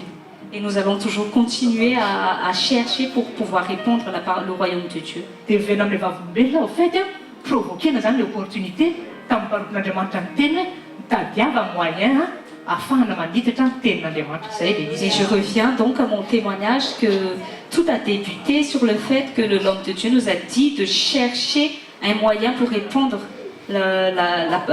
l'évangile et nous avons créé donc cette opportunité. teneniny akaiky ny opportunité amin'ny fiainana hoe afaka créena. Tiens la personne à côté de toi, tu peux créer l'opportunité dans ta vie. Amen. Amen. Ny fanan'ny Andriamanitra mpamorona ny ao anatinao. Parce qu'il y a un Dieu créateur qui est en toi. zany hoe capacité créatricen'Andriamanitra zany ao anatinao. Donc la capacité créatrice de Dieu est en toi. androany zay capacité créatrice zay foazina amin'ny armerin' Jesosy. Aujourd'hui, je révèle cette capacité créatrice en toi dans le nom de Jésus. Amen. Amen. tsy io ndreny tsy ritra fa ohatran'ilay olona mahita invention be hoe tena enjana kosa reny. Nous passons des fois notre temps à juste envier les autres qui arrivent à créer des choses. nefa njareo tsy manan'Andriamanitra koa reo amin'ny fiainana. Alors que la plupart n'ont même pas Dieu dans leur vie. tenenina akeo enao mihoatra lavitra reny olo reny hoe. Tout Dieu, la personne à côté de toi, tu es bien plus que ces personnes-là. Amen. Amen. fa foazina zay efa namatorotoro zay androany amin'ny armerin' Nous allons Jesosy. réveiller cet esprit qui dort aujourd'hui. Amen. Amen. mbola jery exemple na création d'opportunité tsika ao anaty baiboly. Nous allons regarder notre création d'opportunité dans la Bible. haitsika tsara ny tantaran'ilay vehivavy naraha 12 taona voaniny ny hémorragie. haitsika tsara iny tantara iny. Nous connaissons bien l'histoire de la femme qui a saigné pendant 12 ans dans la Bible. haitsika tsara iny tantara iny. dia zao ny situation sy ny contexte tamin'iny. Je vais vous expliquer la situation, le contexte de... be dia be ny olona nanaraka an'i Jesosy. Il y avait une foule qui suivait Jésus satria te hikidika an'i Jesosy. parce que tous voulaient toucher Jésus. te azo fametrahan-tanana an'i Jesosy. Tout le monde voulait l'imposition des mains de Jésus. fa ity vehivavy ity fantatsika tsara fa olona narary izy. Et cette femme que nous savons bien était malade ary tena nijaly mihitsy izy nisy douleur. et elle était vraiment dans la souffrance avec la douleur. dia nandinika izy ny environnement. Elle a commencé à observer l'environnement dia ozy izy zay amin'izay le raisonnement créatif. et le raisonnement créatif était venu. ozy izy hoe tena tsy possible mihitsy nanatona an'i Jesosy io fa tena olona loatra manodidina azy. Et elle s'est dit en elle, mais c'est vraiment impossible que je puisse toucher Jésus parce qu'il y a trop de foule autour de lui.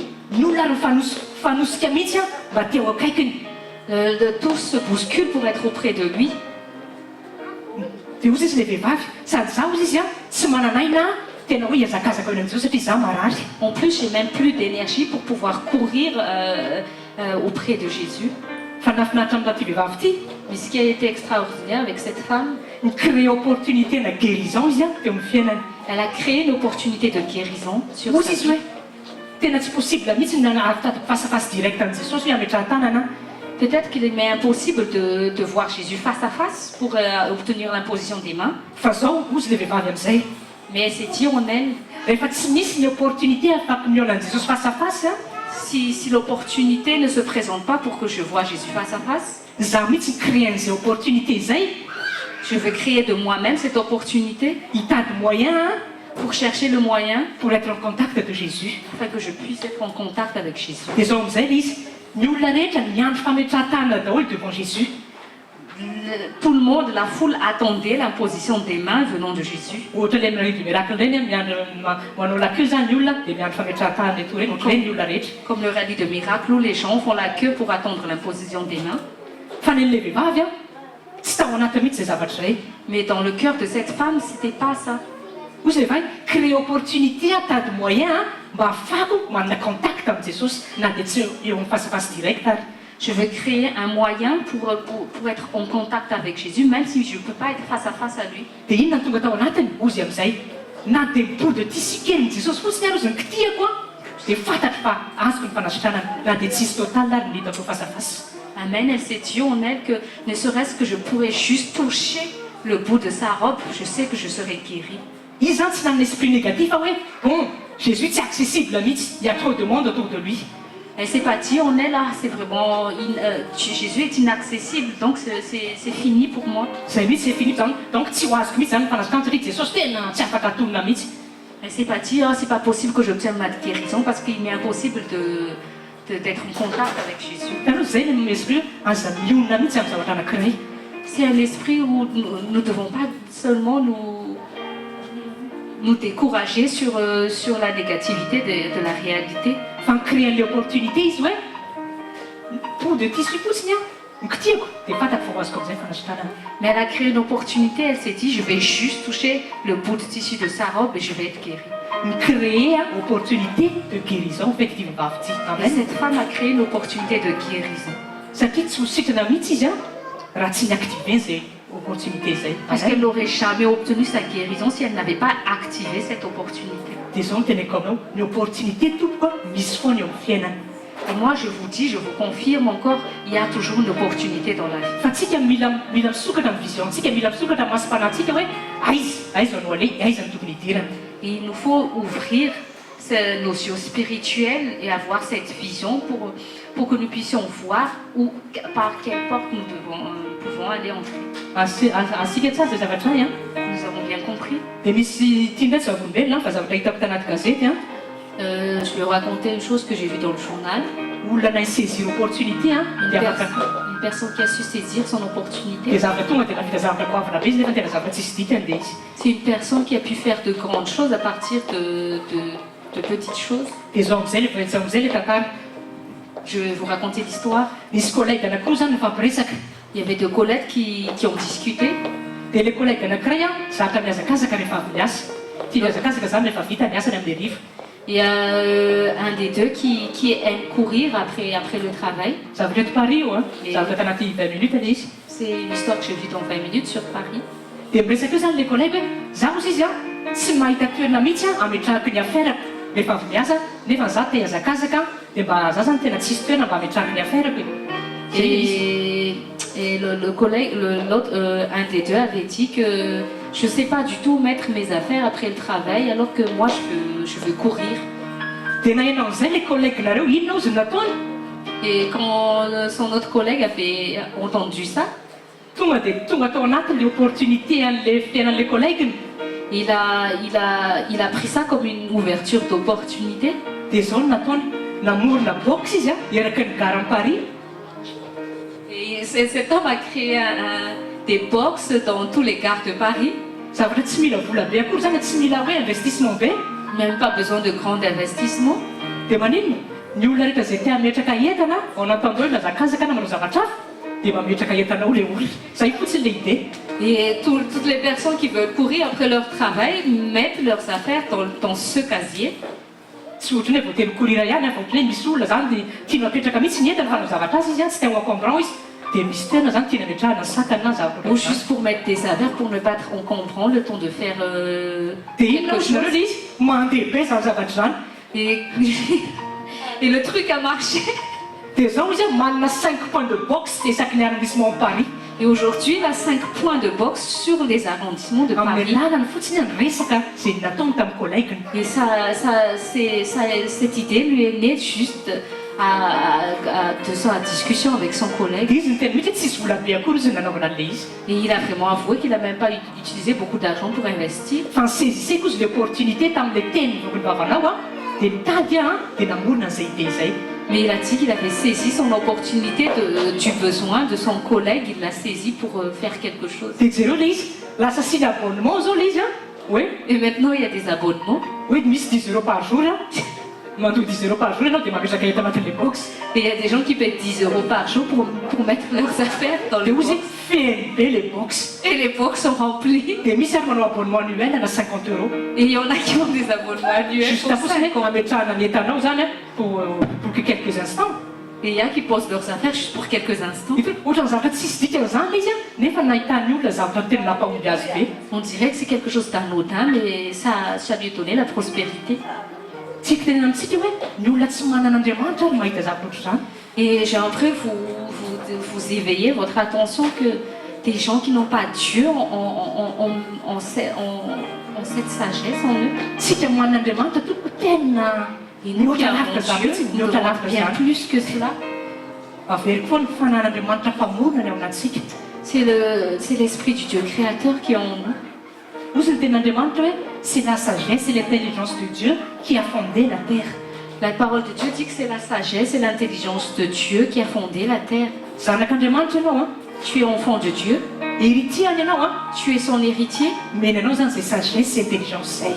donc il te donne cette sagesse et cette intelligence. Fa le izy mila voazina le izy. Mais il nous faut réveiller Ka manomboka zao à partir d'aujourd'hui. za mahita amin'ny anaran'erin Jesosy fa ianao io Moi, je vois dans le nom de Jésus, tena ahita zavatra ahita fera anaran'i Jesosy tu vas avoir une affaire tsy hitan'ny olona zao toy zao fa any aminao le que les gens du monde ne vont pas trouver, mais dia ampaomby la clé en toi. aombenao zay Et tu zavatra vas prospérer dans ce Amen. domaine dans le nom de Jésus. Amen. Ésaïe chapitre 11 verset 2. Ésaïe chapitre 11, verset 2. Dia fianarantsika foana io le Saint-Esprit de l'Éternel. Nous avons toujours appris les sept esprits de l'Éternel. Dia ozy izy saty bebe rehefa mantsany arena hoe azadiny mihitsy ozy rehefa mivoaka ny trano miproklame an'ireo esprit ireo. Katibé rappelle toujours à son fils avant qu'il aille à l'école d'invoquer les sept esprits de l'Éternel. Dia ao anatin'io misy hoe l'esprit de sagesse sy misy l'esprit d'intelligence. Et il y a l'esprit de sagesse et l'intelligence. Teneny eo akaikiny hoe sagesse divine sy l'intelligence divine hoe efa ao anatinao. Si à la personne à côté de toi, la sagesse divine et l'intelligence divine est déjà en toi. Amen. Amen. Ka raha Andriamanitra ny ao anatsika inona izay natohatra izy natohatra atsika Si inona Dieu est pour zavatra nous, qui peut être contre nous? Amen. Amen. Zay zavatra misy ny tiako foazina ao anatintsika tsirairay avy hoe misy capacité illimitée ao anatintsika tsirairay avy rehetra. Je veux vraiment éveiller votre esprit afin que nous prenions conscience que nous avons une capacité illimitée en nous. Fa tenavy l'opportunité provoquer l'opportunité Cherche l'opportunité, provoque ton opportunité. dia omby ianao zay principe zay. Et, Amen. en appliquant ces principes, tu vas prospérer. Amen. Tsika zany tsokony tsisy vocabulaire amin'ny tena tsisy mihitsy ny opportunité tena tsisy. Nous devons arrêter de dire ah non, il n'y a pas du tout d'opportunité. Rehefa tsisy ny opportunité créer l'opportunité. S'il n'y a pas l'opportunité, c'est à toi de créer l'opportunité. Na provoquer l'opportunité. Ou sinon, provoque l'opportunité. Amen. Amen. David tahantsika samy tantara David sy Goliath. Connaissons bien l'histoire de David et Goliath. David nahita opportunité fa tamin'ny lalan'ny fandresena Goliath no ahafahany manana accès amin'ny trône d'Israël. Amen. David avait vu son opportunité que c'est en gagnant sur Goliath qu'il trouvera l'opportunité d'accéder sur le trône d'Israël. Zay rehefa tsara nisy opportunité tao hitan'ny David ilay izy hoe resaka ty fahavalo mampahory Israël ty raha vao resaka ty tonga dia io zany ny accès afahako amin'ny trône d'Israël.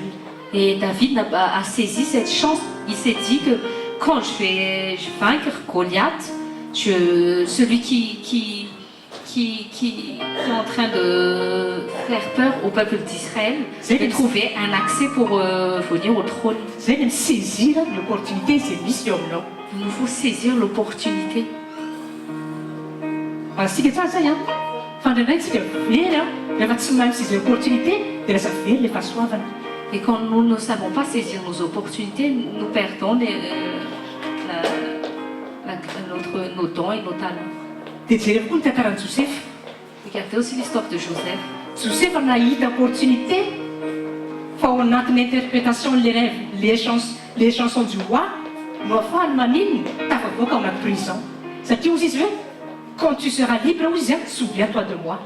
Joseph avait vu son opportunité que quand il va révéler la signification du rêve et du songe du roi, il a trouvé sa clé pour sortir de la prison. Ka misy foana zany ny opportunité à se présenter ao fiainan'olona misy le izy. Il y a toujours des opportunités qui se présentent dans notre vie. Fa mila tadiavina le izy a Mais il nous faut le chercher dia rehefa hita le izy et quand nous le trouvons, dia saisissena amin'izay il amen. nous faut la saisir. Zay no manao action. C'est ça l'action.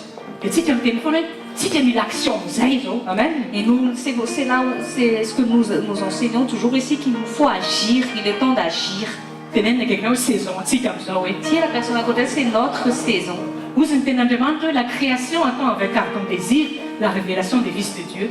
Amen. Le monde attend la révélation des fils de Dieu. Amen. Amen. Ka ny opportunité rehefa misy tompo a tonga dia maniny hidiry le izy amen. Aza varimarina tsony. Ne sois plus, sois attentif afin de repérer les opportunités. Fa misy manko misy koa olona indray mahita ny opportunité Il y a des gens qui voient l'opportunité, fa rehefa tsy mifantoka izy rehefa variana be dia mipasser ho azy eo aminazy kosa indraindray l'opportunité. mais quand ils sont dissipés, les opportunités ne fassent que passer devant leurs yeux. Dia ianao amin'izay tsy dia fanoharina anaty baiboly a jaonina toko fahadimy momba an'izay zavatra izay. Nous allons voir le parabole dans la parole de Dieu, Jean chapitre 5. Jean chapitre 5 verset 1 à 9. Jean chapitre 5, verset 1 à 9. Fatatsika tsara le tantaran'le lehilahy narary pendant 38 ans. C'est l'histoire de l'homme qui a été malade pendant 38 ans. Haintsika tsara tsy hovakiky le izy fa haintsika tsara amin'ny tantara. Tadio tsara fa teo amin'ity rangahy ity a tonga teo aminy le fait une opportunité de guérison. L'opportunité de guérison était vue devant lui. Jean 5, Jean chapitre 5 verset 1 à 9. Zao moka tonga ana miteny hoe efa tonga amin'ny teo tirana ity ny opportunité de guérison. L'opportunité de guérison était déjà venue à cet homme. Satria Jesosy velona mihitsy ny teny tonga tao aminy hoe teo hositona va ianao. Parce que c'est vraiment Jésus en chair qui est venu devant lui, qui lui demande s'il voulait être guéri. Hitanao ny opportunité zany efa nisy. Donc l'opportunité lui a été présentée. Hoe Jesosy zao vonona zao mihitsy a nanasitana an'le marary. Jésus était prêt à le guérir. Fa jereo ingeny ninona ny tsy fatakaranyity lehilahy ty a. Il regardait son incrédulité. Au lieu de répondre oui, oui, Jésus, je veux être guéri. Au lieu de répondre oui, Jésus, je veux être guéri, je vais être guéri. Mbola lasa sy ny tanàna ny fiaina sy ny taraina hoe zao fiaina, zao tsy mahomby zao mihitsy. Et au lieu de cela, il a répondu, il a continué à parler de sa vie, de la médiocrité de sa vie, de sa souffrance. Nefa Jesosy niteny direct taminy hoe te hositana va ianao. Alors que Jésus lui a vraiment dit directement s'il voulait être guéri. Tenenina akaiky hoe fanontaniana tsotra be zany hoe Tiens, la personne à côté, c'est une question simple. tokony valiteny lera namana dia tokony hoe oui, je veux être guéri. Il aurait dû juste répondre oui, je veux être guéri. Fa mbola zavatra hafa indray ny tantarainy. Il était en train de raconter autre chose. Tia namana ity au fait efa teo akaiky ny piscine ny opportunité mihitsy. Il était près de la piscine, près de l'opportunité, Fa tsy nahy saisir l'opportunité izy. mais il n'a pas su saisir l'opportunité. Fa nafinaritra tamin'ilay tantara moa tsy tran'ny Jesosy ihany izy na dia aminao an'izay vahatelo zay ary hoe oa mbola mitaraina. Mais par la grâce de Dieu, Jésus l'a quand même guéri. Misy fotoana zany tsy vitan'ny fotsiny mahita ny opportunité fa mila misaisir ny opportunité rehefa mise présenter amin'olona izy. Donc ça ne suffit pas de voir l'opportunité, mais il nous faut la saisir. Amen. Amen. Be dia be situation indray ohatr'izany. Indray efa misy zavatra tena tokony hitantsika tokony hidirana tsika mbola misalasala indray tena mety koa ve io na zao. Nefa fa zay efa mety tonga hainao fa tsapanao anaty le izy hoe possible le izy. Et plusieurs fois dans notre vie, Dieu nous présente beaucoup d'opportunités, mais comme nous sommes face aux opportunités, nous avons des doutes, nous avons peur et nous nous posons les questions des possibilités, des impossibilités. Misy tantara zay koa tantarako anareo. Il y a une histoire aussi que je vais vous raconter. Tantara mitsangatany Afrika ity. C'est une histoire qui s'est passée en Afrique, Tamin'ny misy village anankiray dans un village. misy pénurie ana gaz. Il y avait la pénurie du gaz. Zany hoe tsisy gaz mihitsy zany tao amin'ny tanàna. Il y avait plus de gaz dans la ville. Dia nisy ranamina anankiray nandinika ny situation. Et il y avait une personne qui a commencé à observer la situation. Tena eo amin'izay ny raisonnement créatif hoe bon misy problème eto tanàna. Voilà le raisonnement créatif. Bon, il s'est dit, il y a un problème dans le village. Inona ny zavatra afaka ataoko, inona ny aporoko mba ahafahana mirésoudre ny problème eto tanàna. Qu'est-ce que je pourrais apporter ou créer pour résoudre ce problème? Dia jereo tsara amin'izay ny sagesse nananaleranga. Et regardez bien la sagesse de cet homme. Lasa izy nakany amin'ny village aux alentours. Il est allé dans les villages aux alentours. Dia mividy bois be dia be izy, azo. Il a acheté beaucoup de bois. Dia noentiny tao amin'ilay village izay nisy pénurie-na gaz. Et il a rapporté dans le village où il y avait la pénurie de gaz. Dia inona moa izy nataony? Nivarotany tamin'ny olona rehetra tao amin'ny ville fotsiny le bois. Il a commencé à vendre tout dans le village, tout le bois qu'il a ramassé. Lasa millionnaire le rangaha amin'izay zavatra izay. Et maintenant, le monsieur est devenu millionnaire.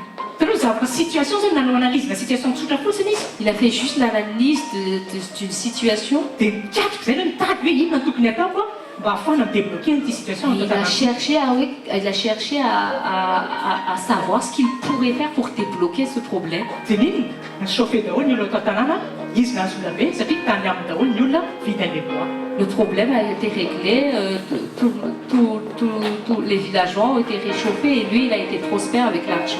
Amen. Amen. Ka tsika zany tsy be pleurny saratsony mihitsy hoe tsy mety, tsisy fika mihitsy ny tenany ity na hoe tsy tafavoaka mihitsy. Nous devons arrêter de pleurnicher comme des bébés en se morfondant dans notre situation pour murmurer que notre vie est minable. Dia jereo ny akaikinao dia jereo mihitsy masiny dia teneny ity zavatra ity. Dis à la personne à côté de toi et dis-lui, Ianao tsy atao subir la situation ce n'est pas à toi de subir la situation, fa ianao natao hanova ny situation. c'est à toi de changer les situations. Amen. Tady foana izay zavatra izay. Rappelle-toi de ça. Hoe za ty za ao amin'ny solution zay ny anarantsika amin'ny sekoly famana olona hoe tsika mihitsy ny solution. C'est pour ça que nous apprenons l'école de solution, c'est nous la solution. Ka tsy hoe ny zavatra mety ny zavatra hita masy tena maizina be tsy misy tsy tafavoaka mihitsy. Peut-être que la situation est tellement noire qu'on n'y voit rien. Teneniny akaikinao ianao fahazavana hoe Tiens la personne avec toi, tu es lumière. eo amin'ny tena misy fahazavana tsisy anakahaizina mitoetra zany mihitsy. Là où il y a la lumière, il peut pas, les ténèbres ne peuvent tuer. Ka Pas mitsoa demeurer. am'izay fahazavana manokany ho aniko. Amen. Sois la lumière à partir d'aujourd'hui. Teneniny akaikinao hoe remue toi, secoue toi hoe. Remue-toi, secoue-toi. Amen. Amen. Vakitsika ny ten'Andriamanitra 2 Timothée 2 Timothée chapitre 1.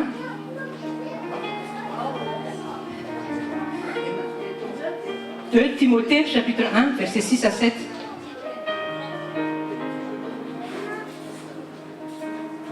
« 2 Timothée chapitre 1 versets 6 à 7. C'est pourquoi je t'exhorte à ranimer le don de Dieu que tu as reçu par l'imposition de mes mains. Eo ihany amen. Io le izy en fait les capacités efa ao anatintsika fa androany le izy ranimeny fanamasina amin'ny lalan'i Jesosy. La capacité est déjà en toi, mais aujourd'hui le Saint-Esprit va le ranimer. Zay no tonga foana hoe hoazy ianao zay matoro zay ny tenin'Andriamanitra. C'est pour ça que la parole de Dieu dit réveille-toi qui dort. Manana anao zay conscience zay zay identité anao zay. Sois conscient de ton identité. Averiko foana ny succès tsy don fa droit. Le succès n'est pas un don, c'est un droit. Fa misy alliance misy zavatra ataonao mba ahafahanao miditra anatin'ny sitraka an'izay alliance Il zay. nous faut entrer dans cette alliance par des démarches. Amen. Amen. Jereo tsara nge tantaran'olon'Andriamanitra maro anaty baiboly Regardez bien de près l'histoire des hommes de Dieu dans la Bible. raha tantaran'i Josefa sy Daniela fotsiny jerentsika. Par exemple, l'histoire de Joseph et Daniel. Samy mitovy mihitsy ny kahan'izy ireo. Leur cas était semblable. Tapidalaka le daholo ny savasa sy ny astrologue sy ny magicien rehetra tao an-tanàna fa tsy nahay interpréter ny rêve-ny pharaona ny mpanjaka Nabucodonosor. Les astrologues, les magiciens étaient face à une impossibilité, face aux rêves et aux songes du pharaon, du roi. Fa le don m'interpréter an'le rêve men'Andriamanitra ny Daniel. Mais Dieu a donné le don d'interpréter les rêves en Daniel. Dia menan'i Josefa koa zay avec pharaon. Et il lui a donné aussi ce don à Joseph avec Pharaon. Dia ndraindrayntsika rehefa mijery ireny tantarany Ancien Testament ireny tena hienjana kosa ny henatra Daniel sy ry Josefa. Et des fois, quand nous lisons ces histoires, nous sommes juste ébahis et nous disons ah là là, leur vie a vraiment été extraordinaire. Nefa inona ny lesitsika zao? Mais pourtant, quelle est la leçon que nous recevons Ny aujourd'hui? lesitsika avec Jésus manino meilleure alliance. Avec Jésus, c'est la meilleure alliance. Teneniny akaiky avec Jésus meilleure alliance. Dis à la personne de toi avec Jésus la meilleure alliance, Meilleure promesse. meilleures promesses. Fokatra loatra koa zany ny antenaina miaraka amin'ny Jesosy. Amen. Donc il y a plus à espérer avec Jésus. Ka tsika laza mitsiritra andro Daniela fa ianao mbola afaka aminao loatra andro Daniela Ne passons pas notre temps à envier l'histoire de Daniel parce que notre vie peut être bien plus que celle de Daniel. Avec Tsara Jésus. tamin'ny Ancien Testament mesure ny esprit de Dieu fotsiny nomena ny prophète. Dans l'Ancien Testament, il n'y avait qu'une mesure de l'Esprit de Dieu dans les prophètes. Fa tsika amin'ny Nouvelle Alliance izay manana an'i Jesosy Mais nous, dans la Nouvelle Alliance, en Jésus, plénitude ny Saint-Esprit mihitsy ny ao anatsika zany hoe capacité n'Andriamanitra ray manontolo mihitsy zany ny ao anatsika. nous avons la plénitude de Dieu en nous par le Saint-Esprit. Toute la capacité de Dieu est en nous. Tenenina akaiky loatra fantatra hoe fa olona extraordinaire ianao hoe. Tu dis à la personne à côté, ne sais-tu pas que tu es une personne extraordinaire? Amen. Tsy olona ordinaire ianao a. Tu n'es pas une personne ordinaire. Ndraindray tsika fanitry za fa tena miainao anatin'ilay izy tena miainao Des anatin'ilay fois, zavatra izay. il nous faut vivre dans cette vérité. Amen. Amen. Amaranakazo dia tantara anankiray fana vakiako a. Pour finir, je vais lire une histoire, une dernière histoire. Ao Nombre chapitre 13 verset 31 à 33.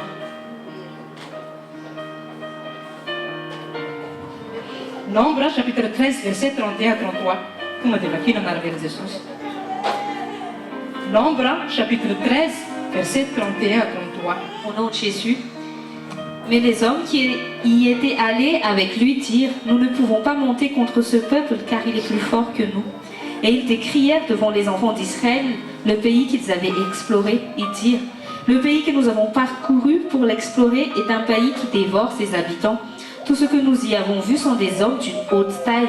Et nous y avons vu les géants, enfants d'Anak, de la race des géants. Nous étions à nos yeux et aux leurs comme des sauterelles. Amen. Amen. Fantatsika tsara ny tantara teto a. Fa il Mosesy ilay nandefa ilay 12 espions explorer ny tany Kanana.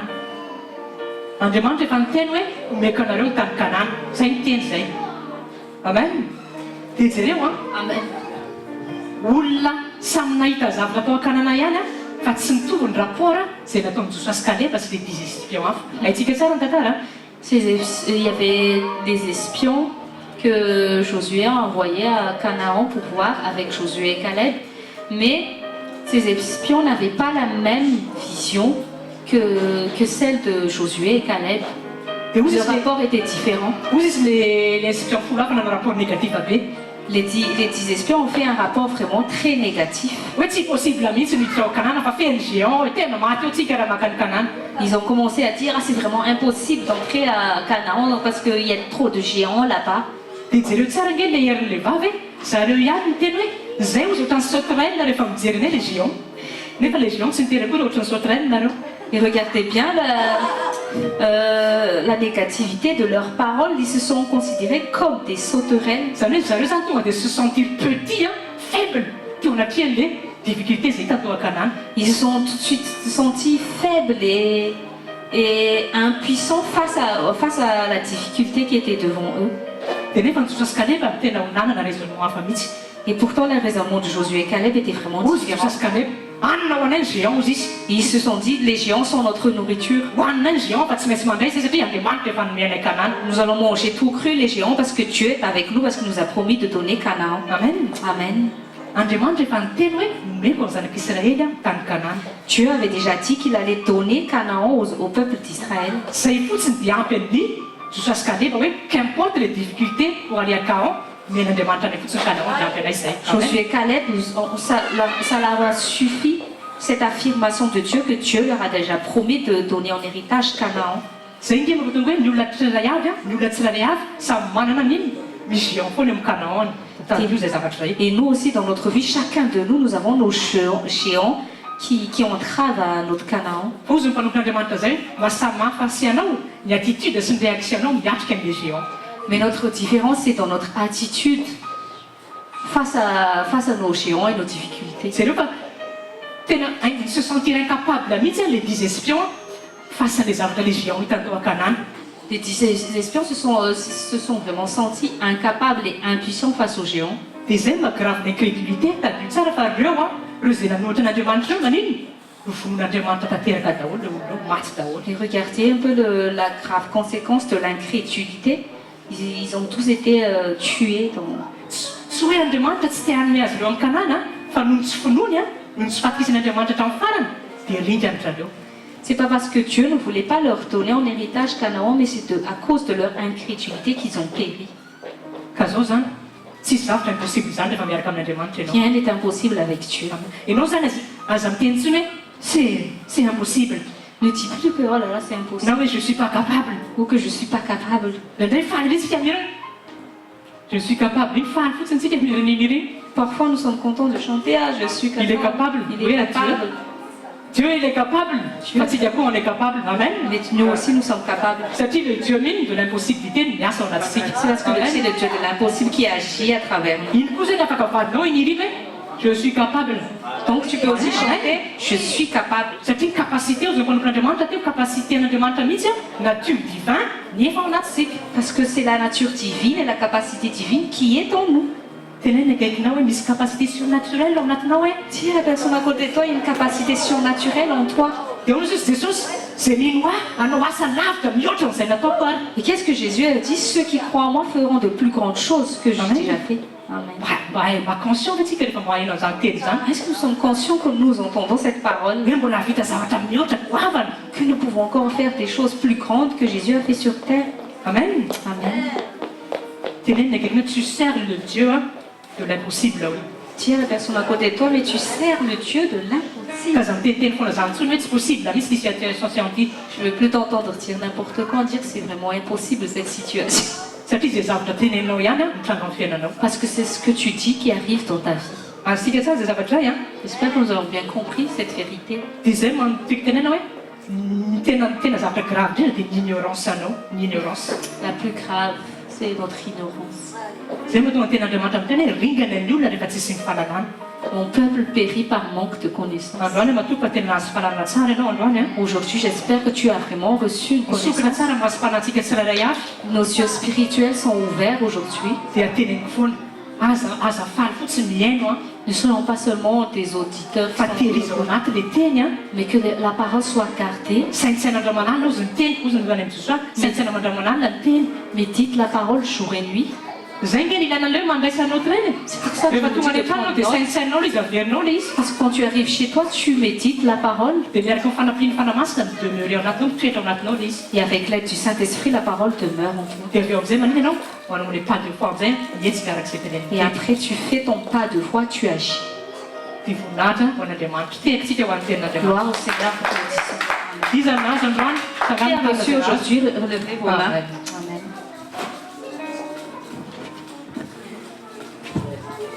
Zao mety misy mieritreritritsika hoe Peut-être que nous pensons que ohatrany sekolona optimiste izy zany. on dirait que c'est une école Optimisme. d'optimisme. Jereo tsara no akaikinao. Regarde la personne à côté de toi. Sekoly finoana eto hoe. C'est l'école de la foi ici. Satria ohatra rehefa mihaino anao Parce que quand on écoute, rehefa mihaino anao ndraindray dia ohatrany hoe zavatra tsy tehijeriny zavatra négatif mihitsy fa ohatrany hoe tehijeriny positif ilay izy. parfois, c'est comme si on refusait de voir la négativité et on veut juste regarder ce qui est positif. Dia zao nefa n'lay izy ny finoana tena action La foi et l'action. tena action aoriana ny tenin'Andriamanitra mihitsy. La foi et l'action qui suit la parole de Dieu. Fa ny optimisme na ny olona optimiste Mais l'optimiste ou la personne optimiste, dia ny olona mirefuse ny zavatra négatif fa mba tehijery fotsiny izy ny zavatra positif nefa tsy mahavita mandresen'iny mihitsiny izy. les personnes optimistes sont juste les gens qui refusent de voir la réalité de la négativité, mais qui n'arrivent pas à y faire face et ne fait le choix que de regarder ce qui est positif. Raha te ho tafavoaka ianao eo amin'ny fiainana Si tu veux t'en sortir dans la vie, dia minoa ny tenin'Andriamanitra. crois en la parole de Dieu. Ozy izy pasteur Onja teo hoe Pasteur Monz avait dit, mantsy an'ilay tsy parabola mantsy an'ilay rangahy teo amin'ny piscine Bethesda. concernant l'histoire de l'homme qui était à la piscine de Bethesda, Hoy Jesosy teo sitrana va ianao. Jésus avait dit, est-ce que tu veux être guéri? Rehefa misy question an Jesosy ohatr'izany dia tonga dia miteny fotsiny hoe oui. Quand il y a une question de Jésus comme ça, dis seulement oui. Aza Amen. mitantara valamaty tsony hoe zao ny izy ry pastera sy ny karazany sy ny karazany. Jésus n'a pas besoin Ampianarina de ianao ton eto discours, de ta dissertation. ampianarina ianao anatin'ny sekoly ahafahanao hiasika n'izay problème rehetra eo amin'ny fiainanao. On t'apprend à l'école à avoir la bonne attitude face à toutes les difficultés de la vie. Raisinao fotsiny ty verset ty dia raisinao any an-trano. Prenez note ce verset, 1 Corinthiens 10, 1 Corinthiens 10, verset 13. 1 Corinthiens 1 10, Corinthiens verset 10, 13. verset 13. Fa tsy misy épreuve zay lalovanao tsirairay avy io izy Andriamanitra ka tsy natao ho resinao zany. Il n'y a aucune épreuve que Dieu permet dans notre vie que nous ne pourrions pas vaincre. Dikan'izay mahatonga sasany mandresy ianao koa tokony mandresy. Si ton voisin réussit, toi aussi donc tu peux réussir. Tsy hoe surhomme akory na surfemme na superwoman na superman. Il n'y a pas de surhomme, de superfemme. Tsy any mihitsy le izy fa le finoanao anatiny mahatonga ny sasany miavaka. C'est la foi qui nous différencie. Dia zay mahatonga antsika amin'ny s'assemblée. Et c'est pour ça que nous sommes là ici assemblés. Tsy assemblée anao optimiste neto fa assemblée ana croyant. Ce n'est pas une assemblée d'optimistes, c'est une assemblée de croyants. Tainy Jesosy tsika. Soyez Alohan'ny amarantsika fotoana avant de herina kely finir, amin'ny séminaire dans 2 semaines. Dans 2 j'aimerais vous semaines. parler du séminaire dans 2 semaines. Samedi 8 octobre 2016 amin'ny efatra le izy amin'ny efatrora même salle tamin'ny herin'ny taona espace Saint-Pierre 121 avenue Achille Peretti. Métro ana bus misy efa misy ihany misy téléphone misy ny site dia misy ny Facebook miaraka amin'ny église éclatsika pasteur Tahina dia miaraka amin'ny église grandiose koa tsika Vanalpona pasteur Harry mangataka aminareo mba hiaraka hitondra mbavaka foantsika. Misy ny formation ary misy ny zavatra tsy maintsy atao, misy ny zavatra tsy maintsy ahitsana. Dia zao amin'ny 30 moa izy amin'ny 30 amin'ny zoma zao formation farany ataontsika ato amin'ity salle ity 19h à 23h 19h à 23h même salle amin'ny zoma zao zany. Dia tena manasa anareo fa sady misy fizarana ny andraikitra ihany koa zany amin'ny fotoana io tongava reto za koa mba mbola miasa samy reraka tsika fin de semaine io fa tena mangataka mba tongava ataovy zay atongavanareo na ataoko hoe 20h ary tsy manino fa tongava amin'ny herin'ny androany à partir de 19h. Tsika tsy manao rakitra tatazana fa misy boîte jaune ary ny tranontsika mahafinaritra tsara be. Dinin'ny pasteur nijoro fahavolombelona izy fa ijoroko fahavolombelona le izy tamin'ny voalohany zay niainga tamin'izay tevy zay dia izy menadany formena voalohany avy eo nanao cellule de maison dia avy eo nanokatra n'ity salle ity tamin'ny voana nanokatra n'ity salle ity zay na ny nahitana n'ity salle ity fampahitana fity na ny olona tamin'izany zay ohatrany hoe zay organisateur indray mbola betsaka noho ny olona mpanatrika fa isorana ny tompo soranantsika mpiara-miasa ny intercesseur sy ny évangéliste fa io tsy pasteur mameno an'io akory fa nareo mameno an'io bosa oray zarao efa nahazo zay fahavolombelona azonareo na amin'ny alalan'ny guérison zany na amin'ny alalan'ny les différentes écoles zany azavaiko premier samedi école de solution, deuxième école de guérison, troisième école pour la famille, quatrième école de prospérité en Banzo, quatrième samedi du mois, école de prospérité. Et mieux tout le monde se fait dans un mensuel. Et voilà, j'avais un pasteur on était on est entre une école de me former les former les noms bah yat qui a fienne samré. T'as dit de quelle année? Si qu'il y a tamin'ny T1 sy T2 nianatra 1 plus 1 10 fois 10 ezaka multiplication table rehetra isan-karazany zany ny antony ampianarantsika an'ireny satria le prof tsy ihany hiaraka aminao foana toute votre vie fa omeny le fahalalana dia apasiny any amin'ny professeur hafa indray tsika dia ainsi de suite mandrapa tonga any amin'ny hautes écoles supérieures zany mba ahafahantsika hoe mamely tena. Ohatr'izay mihitsy ny tanjon'Andriamanitra ny fiainantsika raha tiana le fantatra. Ny Saint-Esprit dia proftsika, teneny hoe prof ko ny Saint-Esprit. Hatramin'ny nouvelle naissance anao en Krista, fantako fa mbola be da be ny tsy mahafantatra an'ilay izy, mbola be da be ny tsy né de nouveau.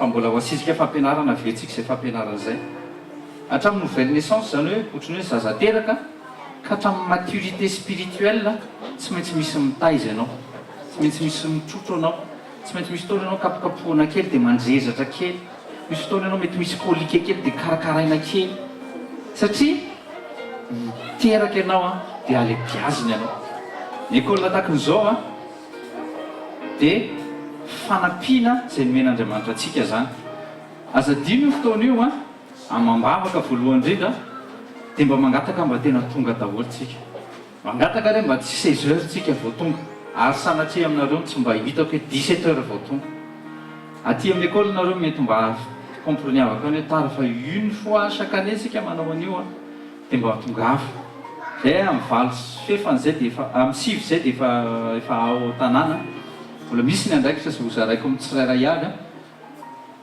fitondranam-bavaka sy ny fanaparitahana an'ilay izy troisième point alohan'ny ivavahantsika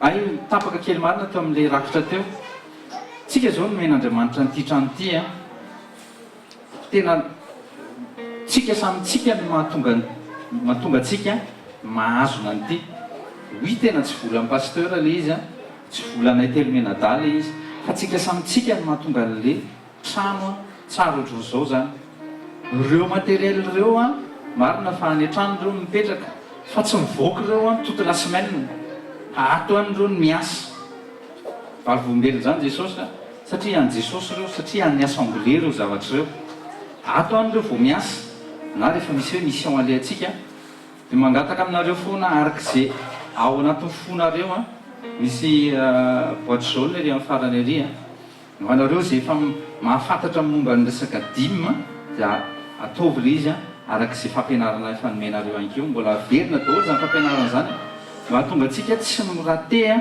zay fahasoavana nomen'Andriamanitra tena point farany dia zao l'école de prospérité tena tsy resabola tena mikaikinao tsy resabola ny vola dia ampiasaina eto ambonin'ny tany ary tsy misy tsy mampiasa azy ny eto ambonin'ny tany fa zao kosa le izy tsy moyen anankiray akory atao ampanankarena ny école de prospérité araka ny tenen'ny pasteur teo alliance le izy éternel men'Andriamanitra ny zanany alliance le izy zay mbola mitohy ary tena isaorantsika azotsika izay ary mitohy amin'ny alalan'i Jesosy anjaratsika zao no mibriller amin'izay isan'andro tena mitenen'ny tenako na mbola tsy tanteraka ary le izy efa makany amin'le izy mitendre makany amin'le toerana nametran'Andriamanitra fa isan'andro dia miproclame ny tenako foana any amin'ny fahombiazana amin'ny zavatra rehetra natsony hoe prospérité dia fahombiazana zany hoe fahombiazana amin'ny zavatra rehetra hitako le izy eo amin'ny asako mahazo félicitation amin'ny asako mahazo promotion amin'ny asako ary matoka fa eo aminareo ihany koa zany zavatra zany dia zao